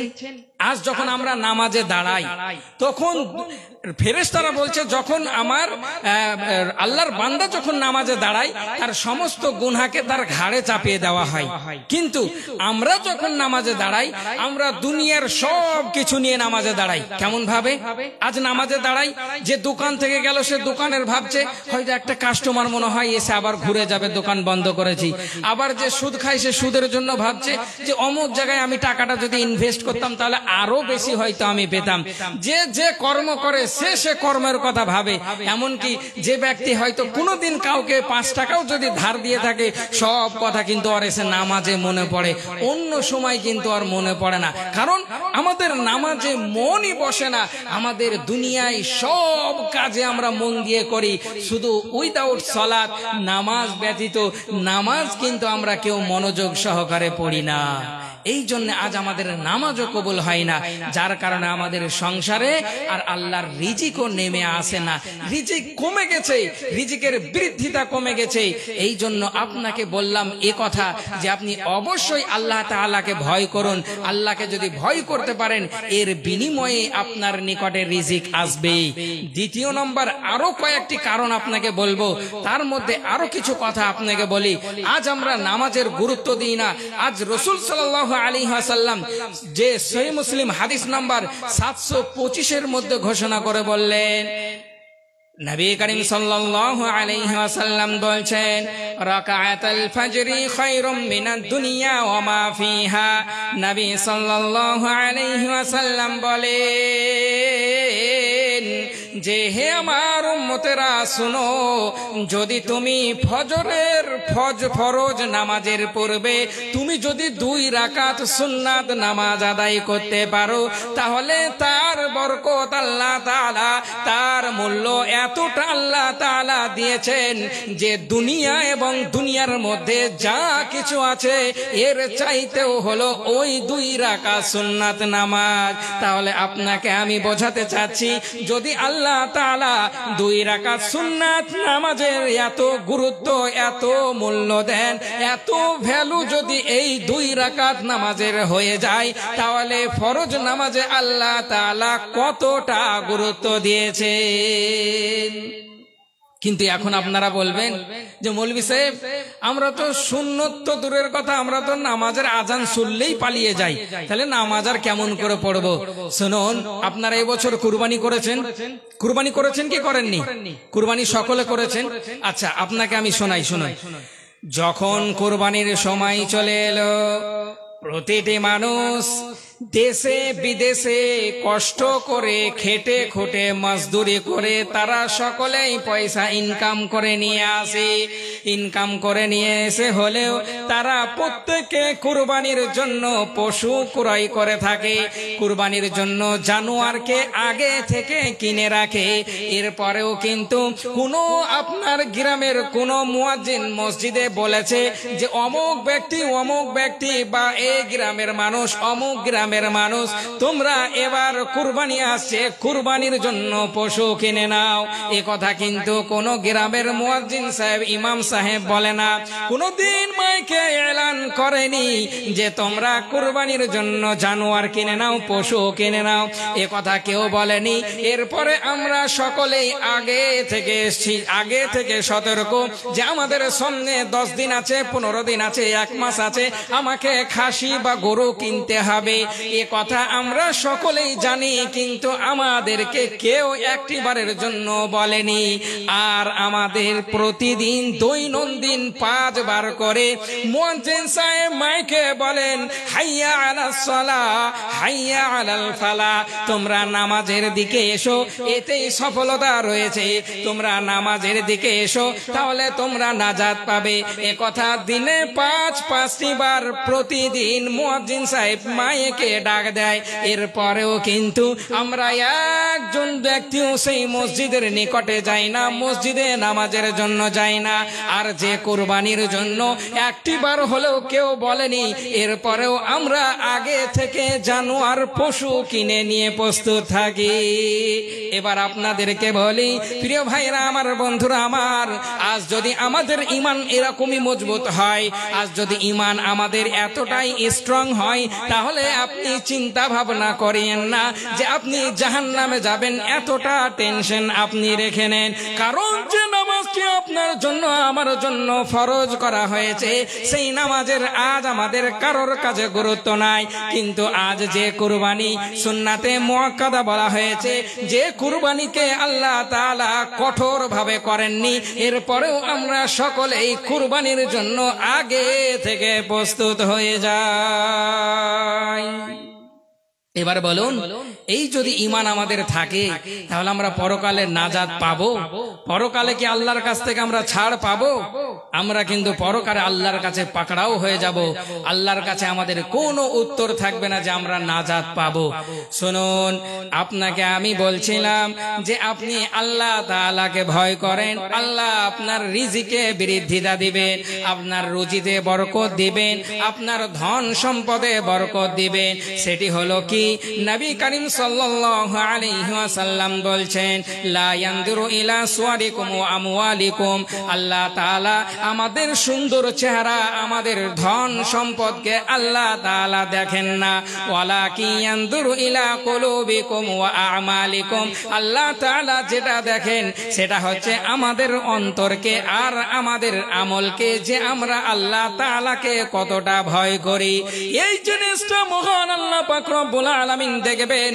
আজ আপনি আমি বড় অট্টালিকা বানিয়ে রেখেছি, আজ আমি পাকা বাড়ি বানিয়েছি, আজ বাড়িতে আমি রং করেছি, কালার করেছি, আজ বাড়িতে আমি টাইলস মার্বেল বসিয়েছি, আমি বাড়িতে, আপনি বাড়িতে এসি লাগিয়েছেন। এটা কিন্তু আল্লাহ তাআলা দেখবেন না। আল্লাহ যেটা দেখবেন সেটা হচ্ছে আপনার আমল এবং আপনার এই অন্তর সমূহকে দেখবেন।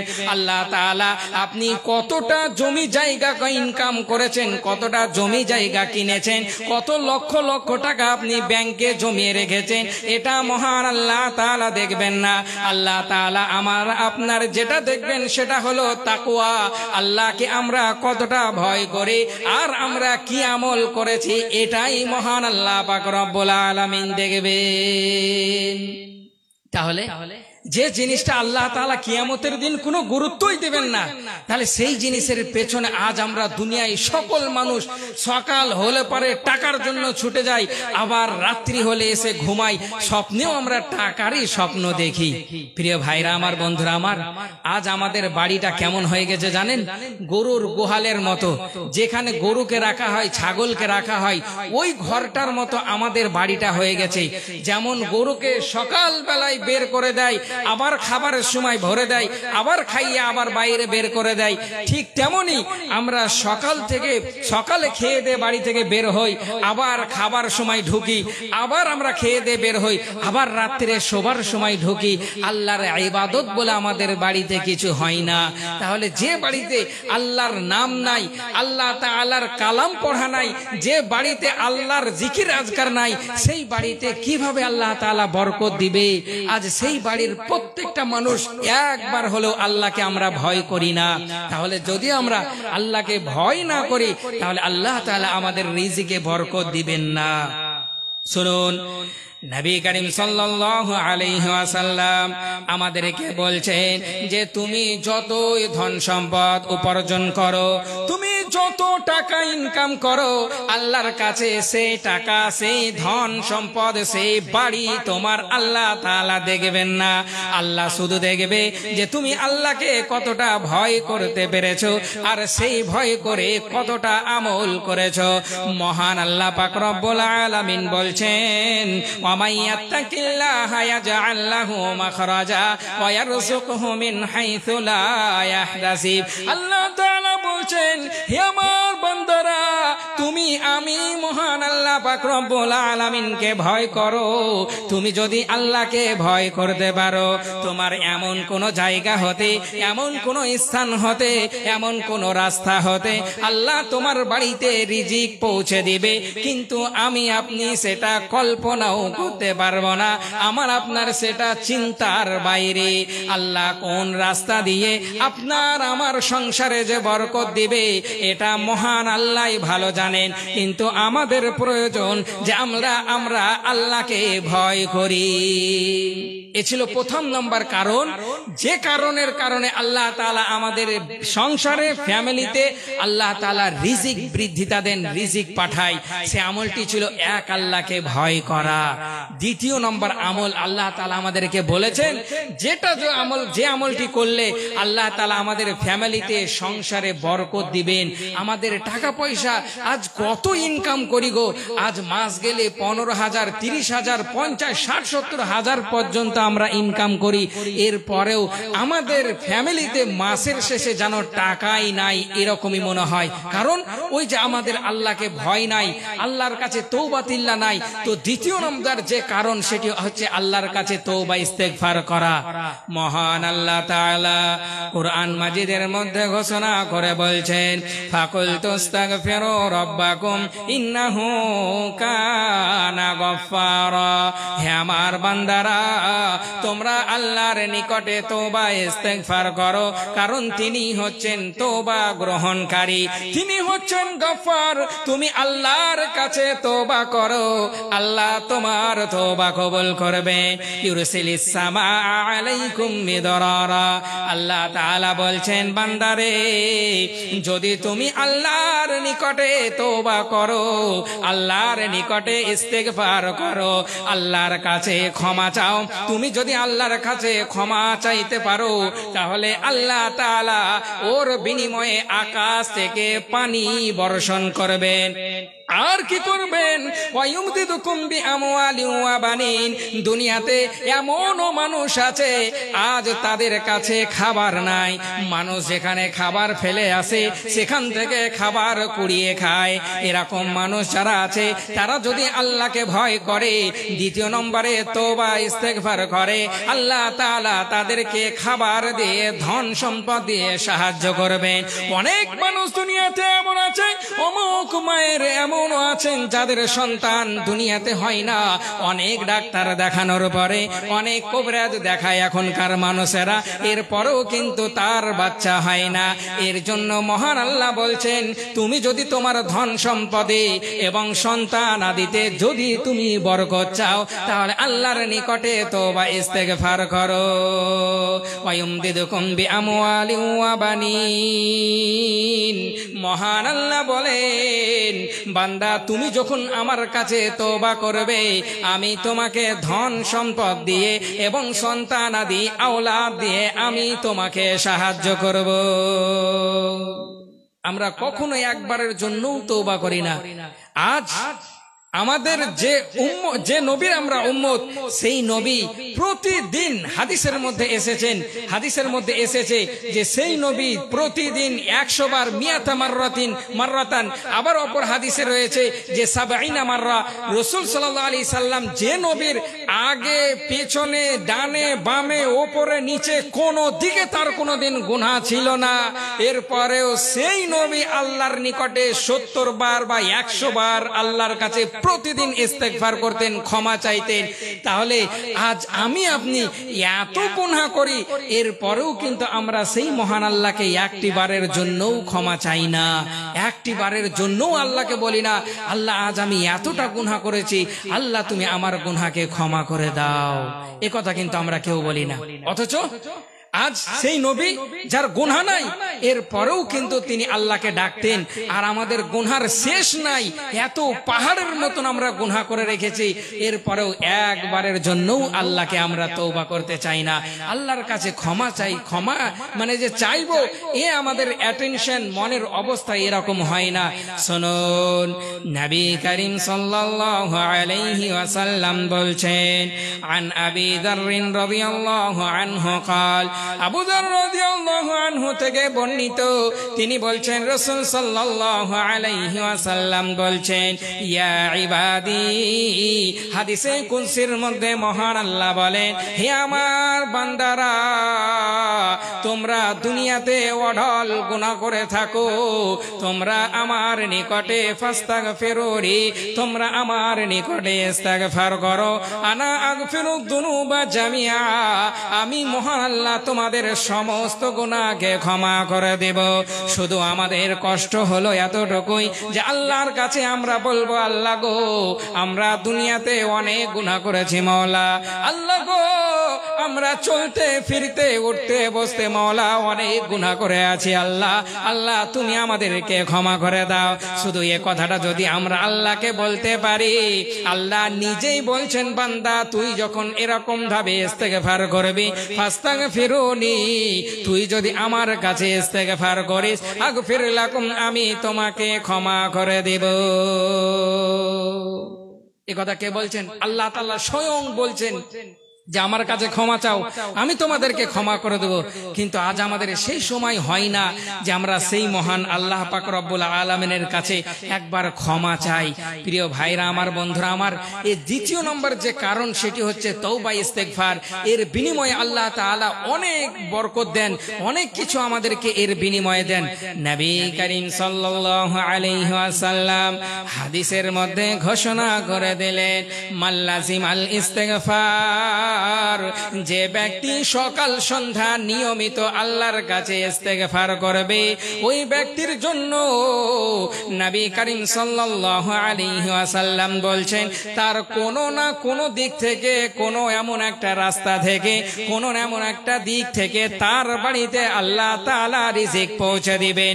তার রিজিকে যে বাড়তারি হবে, তার রিজিকে যে বৃদ্ধিতা হবে, তার দ্বিতীয় নম্বর কারণ হচ্ছে আল্লাহ পাক রব্বুল আলামিনের নিকটে তওবা ইস্তেগফার করা।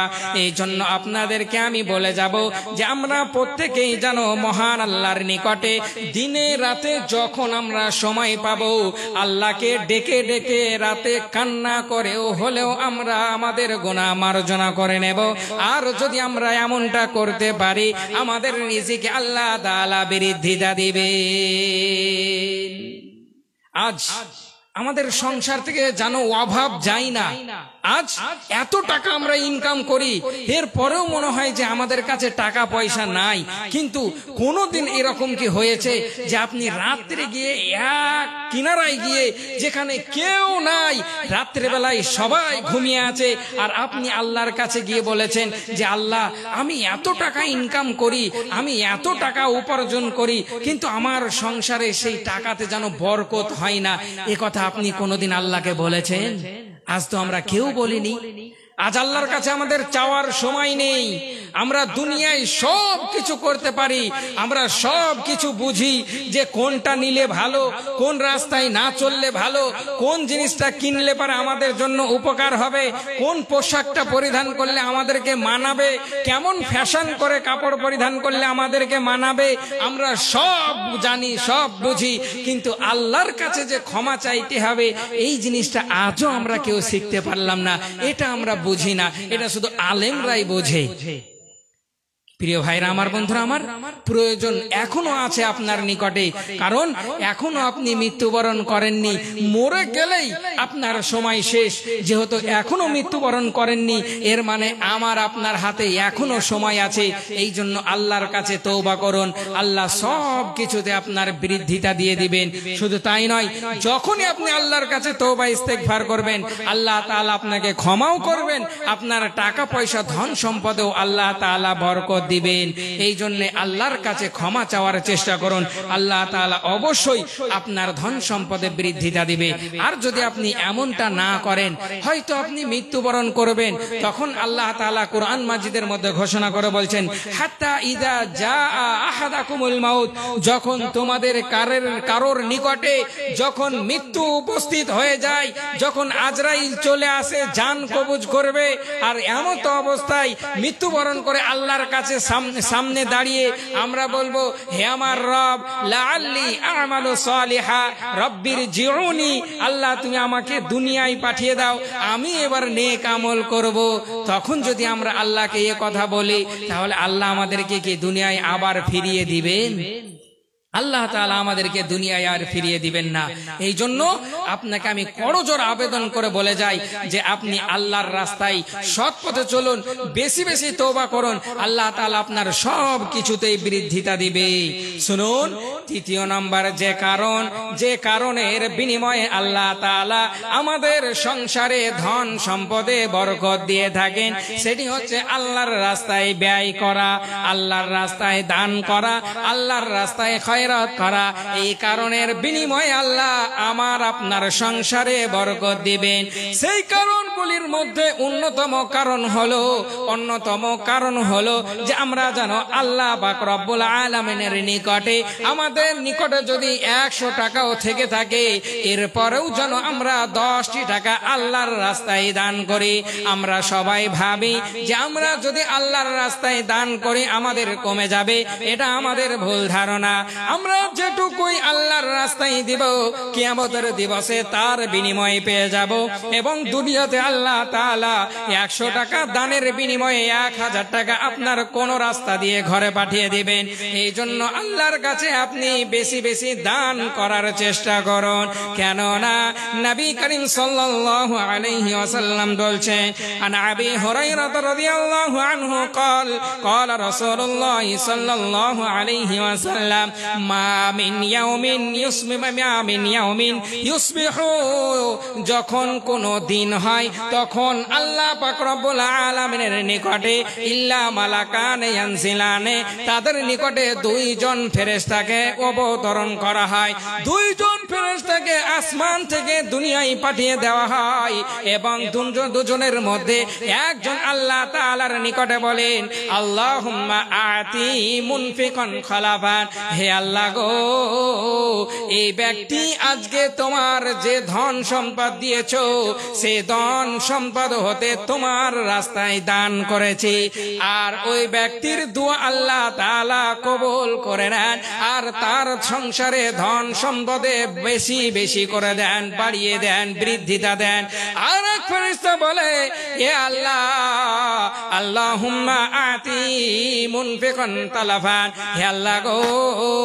আর একজন ফেরেশতা বলে, আল্লাহ, এই ব্যক্তি তুমি সারা দিন দেখেছো এর কাছে ধন সম্পদ অনেক আছে, এরপরেও ওই ব্যক্তি কৃপণতা করেছে, ওই ব্যক্তি কাঞ্জুসি করেছে, ওই ব্যক্তি তোমার রাহে 1টি টাকাও দেয়নি, আল্লাহ তুমি ওই ব্যক্তিকে ধ্বংস করে দাও।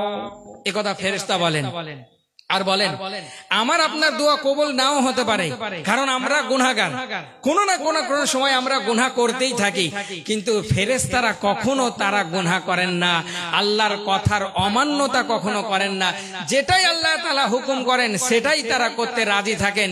এই জন্য ফেরেশতা যদি আল্লাহর নিকটে দোয়া করে তাহলে তার দোয়া কবুল হবে না? তাহলে এই জন্য আপনাকে বলি, আপনি 100 টাকা হলেও আজ এই মাদ্রাসার জন্য দিয়ে যাবেন। মোহাম্মদ রসুল মির্জাপুর থেকে 200 টাকা দান করেছে। আল্লাহ তোমার দরবারে দোয়া চাই, আল্লাহ এই মোহাম্মদ রসুলকে আল্লাহ এক তুমি রসুল দুনিয়াতে পাঠিয়েছিলে, আর এই এক মোহাম্মদ রসুল তার এই উম্মত আল্লাহ, আল্লাহ ওই মোহাম্মদ রসুল যেমন দুনিয়াতে সৎ পথে চলে আল্লাহ গো জান্নাতে যাবেন, ঠিক তেমনি এই রসুলকেও আল্লাহ তুমি সৎ পথে যেন চলে, আল্লাহ সেই তৌফিক তুমি দিও। আল্লাহ তুমি এই রসুলকেও তুমি হেদায়াত দিও, আর এই মোহাম্মদ রসুল আল্লাহ তুমি একে দ্বীনের শিক্ষা দিও, যাতে করে এই যে মানুষ জেনারেশন যে চলছে এদের মতন যেন পথভ্রষ্ট না হয়ে যায়। আল্লাহ তুমি তাকে জান্নাতবাসী করিও। শুনুন, আমি আপনাদেরকে বলতেছিলাম তৃতীয় নাম্বার যে কারণটি, সেটি হলো আমাদের প্রয়োজন যে আমাদের নিকটে যদি কিছু টাকাও থেকে থাকে আল্লাহর রাস্তায় আমরা দান করব। আজ আপনারা অনেকেই দান করেছেন, আপনাদের দান আল্লাহর নিকটে পৌঁছে গেছেন। যে যে উদ্দেশ্য দিয়েছেন আল্লাহ তার সকলের উদ্দেশ্যকে পূরণ করে নেবেন। আল্লাহ তাআলা কখনোই কারোর প্রতি জুলুম করেন না। এই জন্য যদি আপনি 100 টাকাও দেন আল্লাহ আপনাকে তার বিনিময়ে অনেক কিছু দিয়ে দিবেন। এ ছিল তৃতীয় নাম্বার কারণ। আপনাকে আমি বলি, আপনি যত আলেম এখানে ওয়াজ করে গেলেন আপনারা সকলেই তাদের হাতে কিছু না কিছু দিয়েছেন। আমিও অনেক দূর থেকে এসেছি, আমার নিকটে আপনারা কিছু না কিছু আমার হাতে ধরিয়ে যাবেন, কারণ মাদ্রাসাটা চলে আপনাদেরই দানে, আপনাদেরই সেবায়, আপনাদেরই যত্নে, আর মাদ্রাসাকে আপনাদেরকে টিকিয়ে রাখতে হবে। কাল যদি এই মাদ্রাসা থেকে একটি বাচ্চা যদি হাফেজ হয়ে বের হয়ে যায়, ওই হাফেজটি দুনিয়াতে যতদিন পর্যন্ত কোরআন পাঠ করবে, তেলাওয়াত করবে, আপনি অতদিন পর্যন্ত মরে গেলেও কিয়ামতের দিন পর্যন্ত, অর্থাৎ যেদিন হিসাব নিকাশ নেওয়া হবে তার পূর্ব পর্যন্ত আপনি সেই নেকি পেতে থাকবেন। কবরে চলে গেছেন তাও আপনি নেকি পাবেন। আপনি যদি একটি কোরআন দেন আর ওই কোরআনটি যদি পড়ে কোনো স্টুডেন্ট যদি হাফেজ হয়ে যায়, বা ওই কোরআনটি যদি কোনো স্টুডেন্ট পড়ে, যতবার কোরআনটি পড়বে, যতদিন কোরআনটি পড়বে, এর বিনিময়ে আপনি মরে গেলেও কবরে পেতে থাকবেন। এই জন্য সবচাইতে ভালো কাজ, আজ আপনি দুনিয়াতে অনেক টাকা ইনকাম করে রেখেছেন, জমিয়ে রেখেছেন, আপনার সন্তানরা আপনার কোনো কাজে আসবে না। আজ আপনার যদি কোনো জিনিস কাজে আসে সেটি হলো নেক সন্তান, আর দ্বিতীয় নম্বরে যেটি সেটি হচ্ছে আপনার এই সাদকায়ে জারিয়া। এই জন্য নবী করিম সাল্লাল্লাহু আলাইহি ওয়াসাল্লাম হাদিসের মধ্যে ঘোষণা করে বললেন, ইদা মাতাল ইনসানু ইনকাতা আনহু আমালুহু ইল্লা মিন সালাসাতিন। আই নবী করিম সাল্লাল্লাহু আলাইহি ওয়াসাল্লাম বলেন, বান্দা যখন দুনিয়া থেকে চলে যায়, দুনিয়া থেকে মৃত্যুবরণ করে, তখন তার আমল কেটে যায়, আর কোনো আমল কবরে তার পৌঁছায় না, তার নেকি কবরে পৌঁছায় না। কিন্তু 3টি এমন আমল আছে যে আমলের বিনিময়ে কবরেও পৌঁছাতে থাকে। সেই আমলটির মধ্যে একটি আমল হচ্ছে সাদাকায়ে জারিয়া।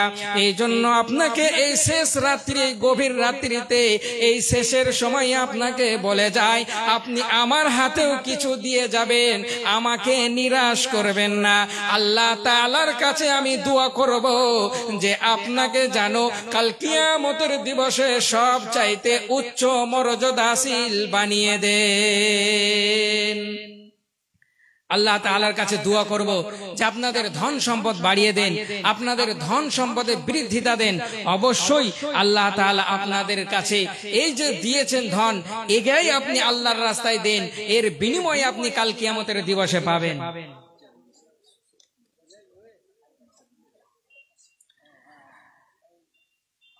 মাশাআল্লাহ, বারাকাল্লাহ।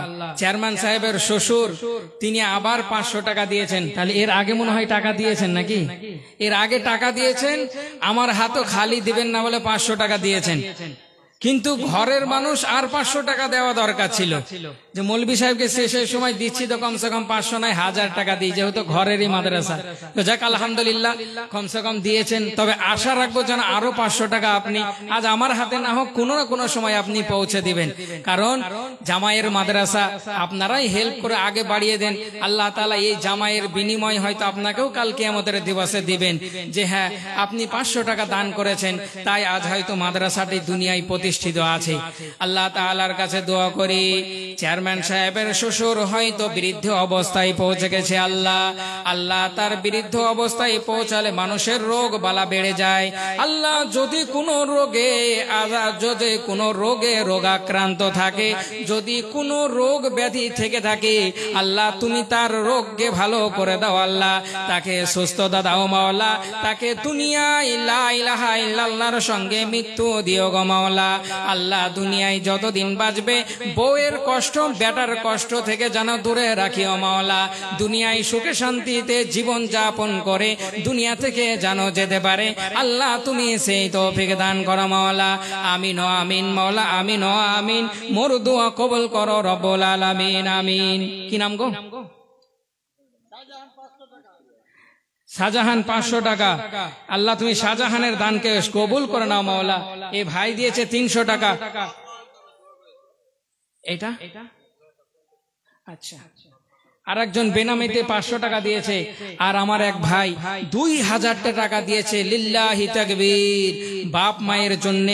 বাপ মাই দুনিয়ায় এমন একটি সম্পদ, যদি হারিয়ে যায় তাহলে মাথা থেকে ছাতা যেন সরে যায় এরকম মনে হয়।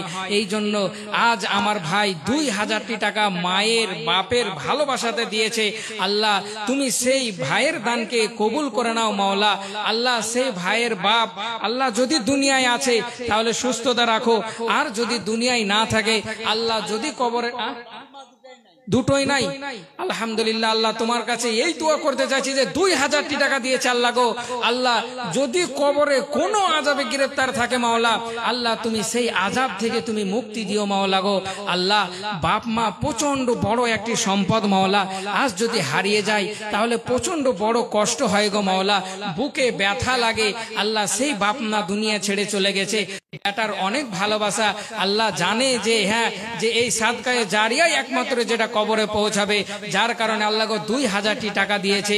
আল্লাহ তুমি এই 2000 টাকার বিনিময়ে তার পিতামাতার কবরের যত রকম আযাব আছে আল্লাহ যদি আযাবে গ্রেফতার থাকে আল্লাহ তুমি সেই আযাব থেকে মুক্তি দিও গো মাওলা। আল্লাহ তুমি তাদেরকে পরবর্তীতে জান্নাতে প্রবেশ করায় গো মাওলা। আমিন আমিন সুম্মা আমিন। আর একজন ব্যক্তি 50 টাকা দিয়েছে। আলহামদুলিল্লাহ আল্লাহর কাছে 50 টাকা কেন, আপনি যদি 5 টাকা দেন ওটার বিনিময়ে আপনি পাবেন। এই জন্য কেউ এরকম থাকবেন না, এখন হয়তো আপনারা দেননি পরবর্তীতে আপনারা পাঠিয়ে দেবেন।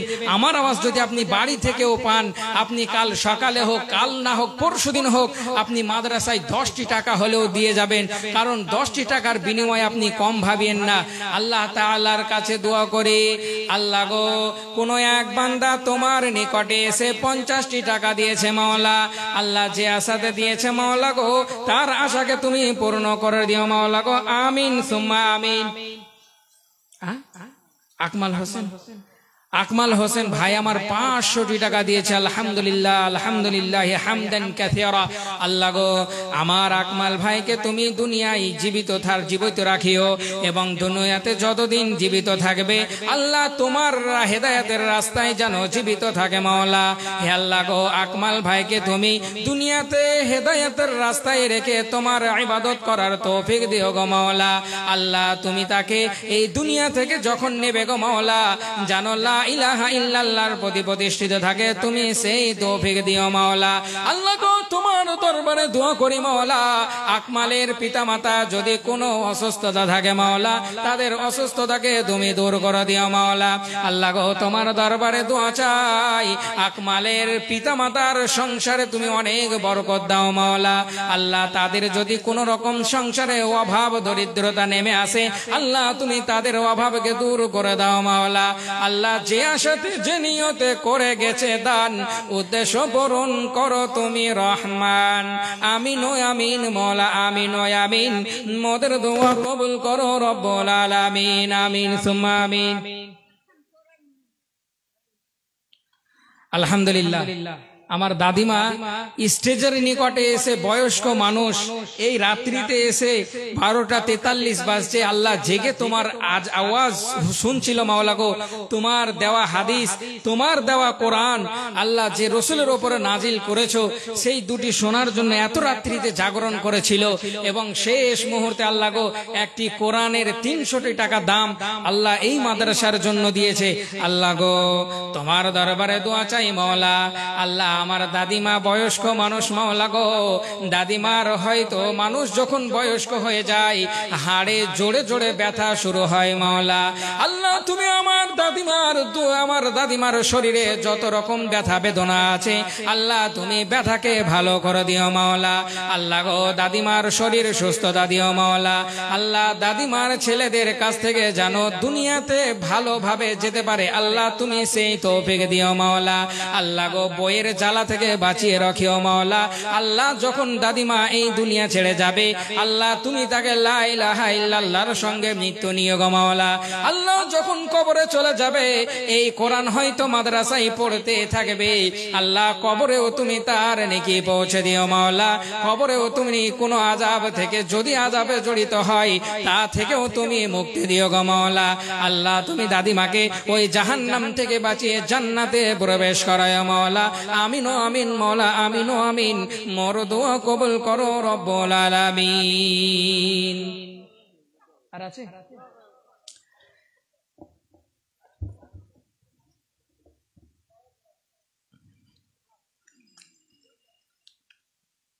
শেষের সময় লোক সবাই চলেই গেছে, সকলেই দান করেছে।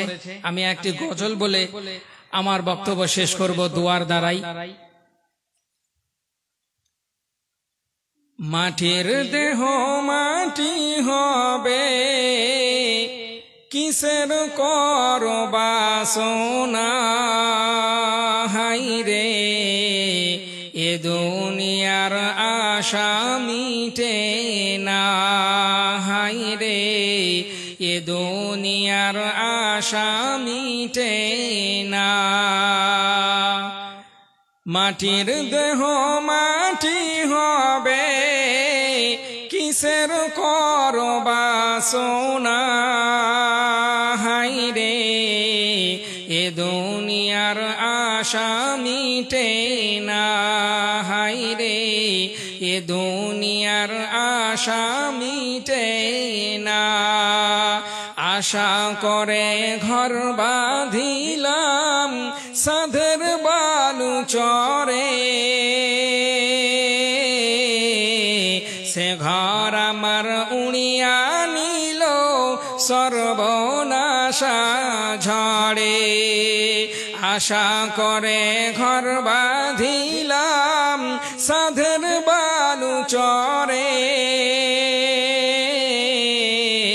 সে ঘর আমার উড়িয়া নিল সর্বনাশা ঝড়ে।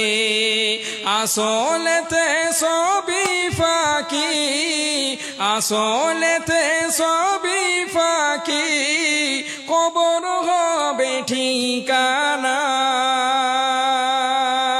হাইরে, এ দুনিয়ার আশা মিটে না হাইরে, এ দুনিয়ার আশা মিটে না।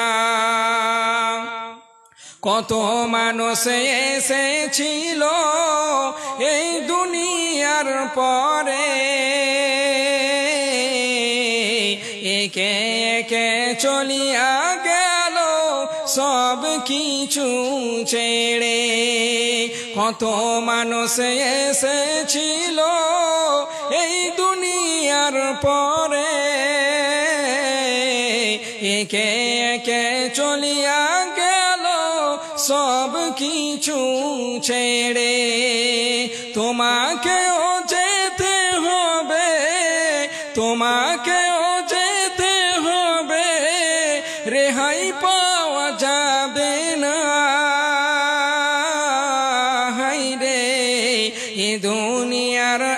আশা মিটে না, হাই রে এ দুনিয়ার আশা মিটে না। মাটির দেহ মাটি হবে, কিসের করবা সোনা, হাই রে এ দুনিয়ার আশা মিটে না, হাই রে এ দুনিয়ার আশা মিটে না। অবশেষে আল্লাহর কাছে দোয়া করি, আল্লাহ সেই সকাল থেকে নিয়ে এখন পর্যন্ত বা আগামী দিনেও যারা দান করবে মাওলা, আল্লাহ তাদের সকলকে উদ্দেশ্য করে তোমার নিকটে দোয়া করি মাওলা। আল্লাহ তুমি প্রতিটা মানুষকে আল্লাহ গো তাদের ধন সম্পদে বৃদ্ধিতা দিও মাওলা, আমিন। হে আল্লাহ তুমি তাদের পরিবারে আহাল বর্গকে সুস্থতা রাখো মাওলা গো, আমিন। হে আল্লাহ তুমি প্রতিটা মানুষকে এই দুনিয়াতে হেদায়েতের রাস্তায় রাখিও, আমিন।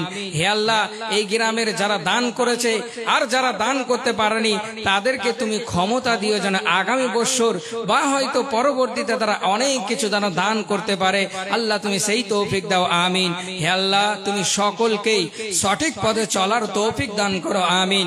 হে আল্লাহ যারা আজ আমাদেরকে ছেড়ে অন্ধকার কবরে চলে গেছে মাওলা, আল্লাহ যদি তারা কোনো আযাবে গ্রেফতার থাকে আল্লাহ তুমি তাদেরকে সেই আযাব থেকে মুক্তি দিও গো মাওলা, আমিন।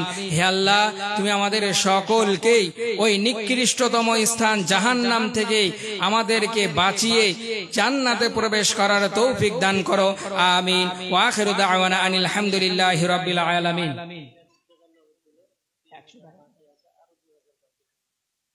100 টাকা নগদ, 3000 টাকা বাকি আছে, আরো 2000 টাকা বাকি, মানে 5100 টাকা।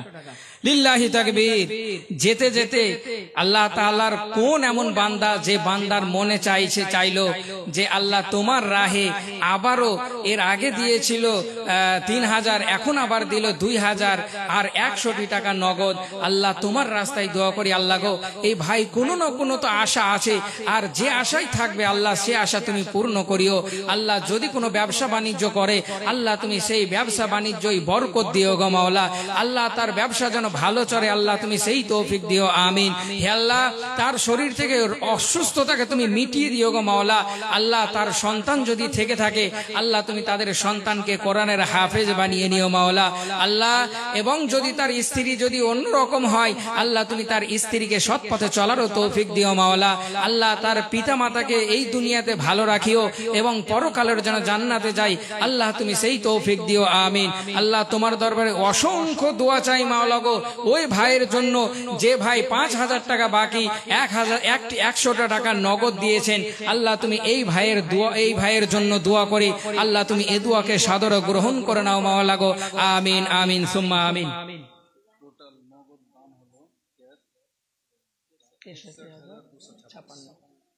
আলহামদুলিল্লাহ আল্লাহ অনেক দিয়েছেন, তবে আরো আশা আপনাদের নিকটে ছিল। সেই সকাল থেকে নিয়ে এখন পর্যন্ত যেটা নগদ আয় এসেছে, নগদ দান এসেছে সেটা হচ্ছে 63,256 টাকা, 226 টাকা, আর বাকি এসেছে 11,500 টাকা। আলহামদুলিল্লাহ। তবে আরো আপনারা দেওয়ার চেষ্টা করেন। 23 বস্তা সিমেন্ট এসেছে, 1 কুইন্টাল 90 কেজি ধান। আলহামদুলিল্লাহ। একটি গলার মালা আর একটা পায়ের তোড়া পায়েল এসেছে। আলহামদুলিল্লাহ। আপনারা আরো দান করুন, কারণ আপনারা দান করলেই মাদ্রাসা চলবে। এটা ধরেন অন্য কোথা থেকে যে কোনো টাকা পয়সা আছে তাও নয়, এটা সে আমাকে আপনাকে এই দুনিয়ার মানুষকে নিয়েই চলতে হবে। আর আমি দান দিব তবে এই মাদ্রাসা টিকে থাকবে। আর যদি মাদ্রাসা টিকে থাকে তাহলে হয়তো এখনো মানুষকে পরিবর্তনে আনা যাবে, না হলে আমাদের পরবর্তীতে যে জেনারেশন আসতে যাচ্ছে এই জেনারেশন কিন্তু পথভ্রষ্ট ছাড়া আর কিছুই হবে না। কারণ রাসূল সাল্লাল্লাহু আলাইহি সাল্লাম বলে গেছেন যে যেমন যেমন দিন যাবে তেমন তেমন মানুষ নতুন নতুন পাপ আবিষ্কার করবে, নতুন নতুন পাপকে সৃষ্টি করবে। আজ আমরা সকলেই দেখতে পাচ্ছি যে নতুন নতুন পাপ আমাদের সম্মুখে আসছে। পরবর্তী জেনারেশনকে যদি আপনি সঠিক রাস্তা দেখাতে চান তাহলে এই মাদ্রাসা মসজিদের বিনিময়েই আপনি পারবেন। তাই আপনার কাছে এ আশা রেখে আমি দোয়া দিয়ে শেষ করছি যে আপনারা সকলেই এখন না হোক দিতে পারেননি, আপনি আজ আপনার 10 দিন পরেও যদি আপনার হাতে 10 টাকাও আছে আপনি তা থেকে 100 টাকা হলেও আপনি দিবেন। অবশেষে আল্লাহর কাছে দোয়া করি, আল্লাহ তুমি সকলের দানকে গ্রহণ করে নিও, আমিন। আল্লাহ তুমি এই দানের বদলা তুমি দুনিয়াতে এবং পরকালে, ইহকাল পরকালে দুই কালে আল্লাহ তুমি দিও, আমিন। আখিরু দাওয়ানা আলহামদুলিল্লাহি রাব্বিল আলামিন। আসসালামু আলাইকুম ওয়া রাহমাতুল্লাহি ওয়া বারাকাতুহু। সুবহানাকা আল্লাহুম্মা ওয়া বিহামদিক আশহাদু আল লা ইলাহা ইল্লা আনতা আস্তাগফিরুকা ওয়া আতুবু ইলাইক।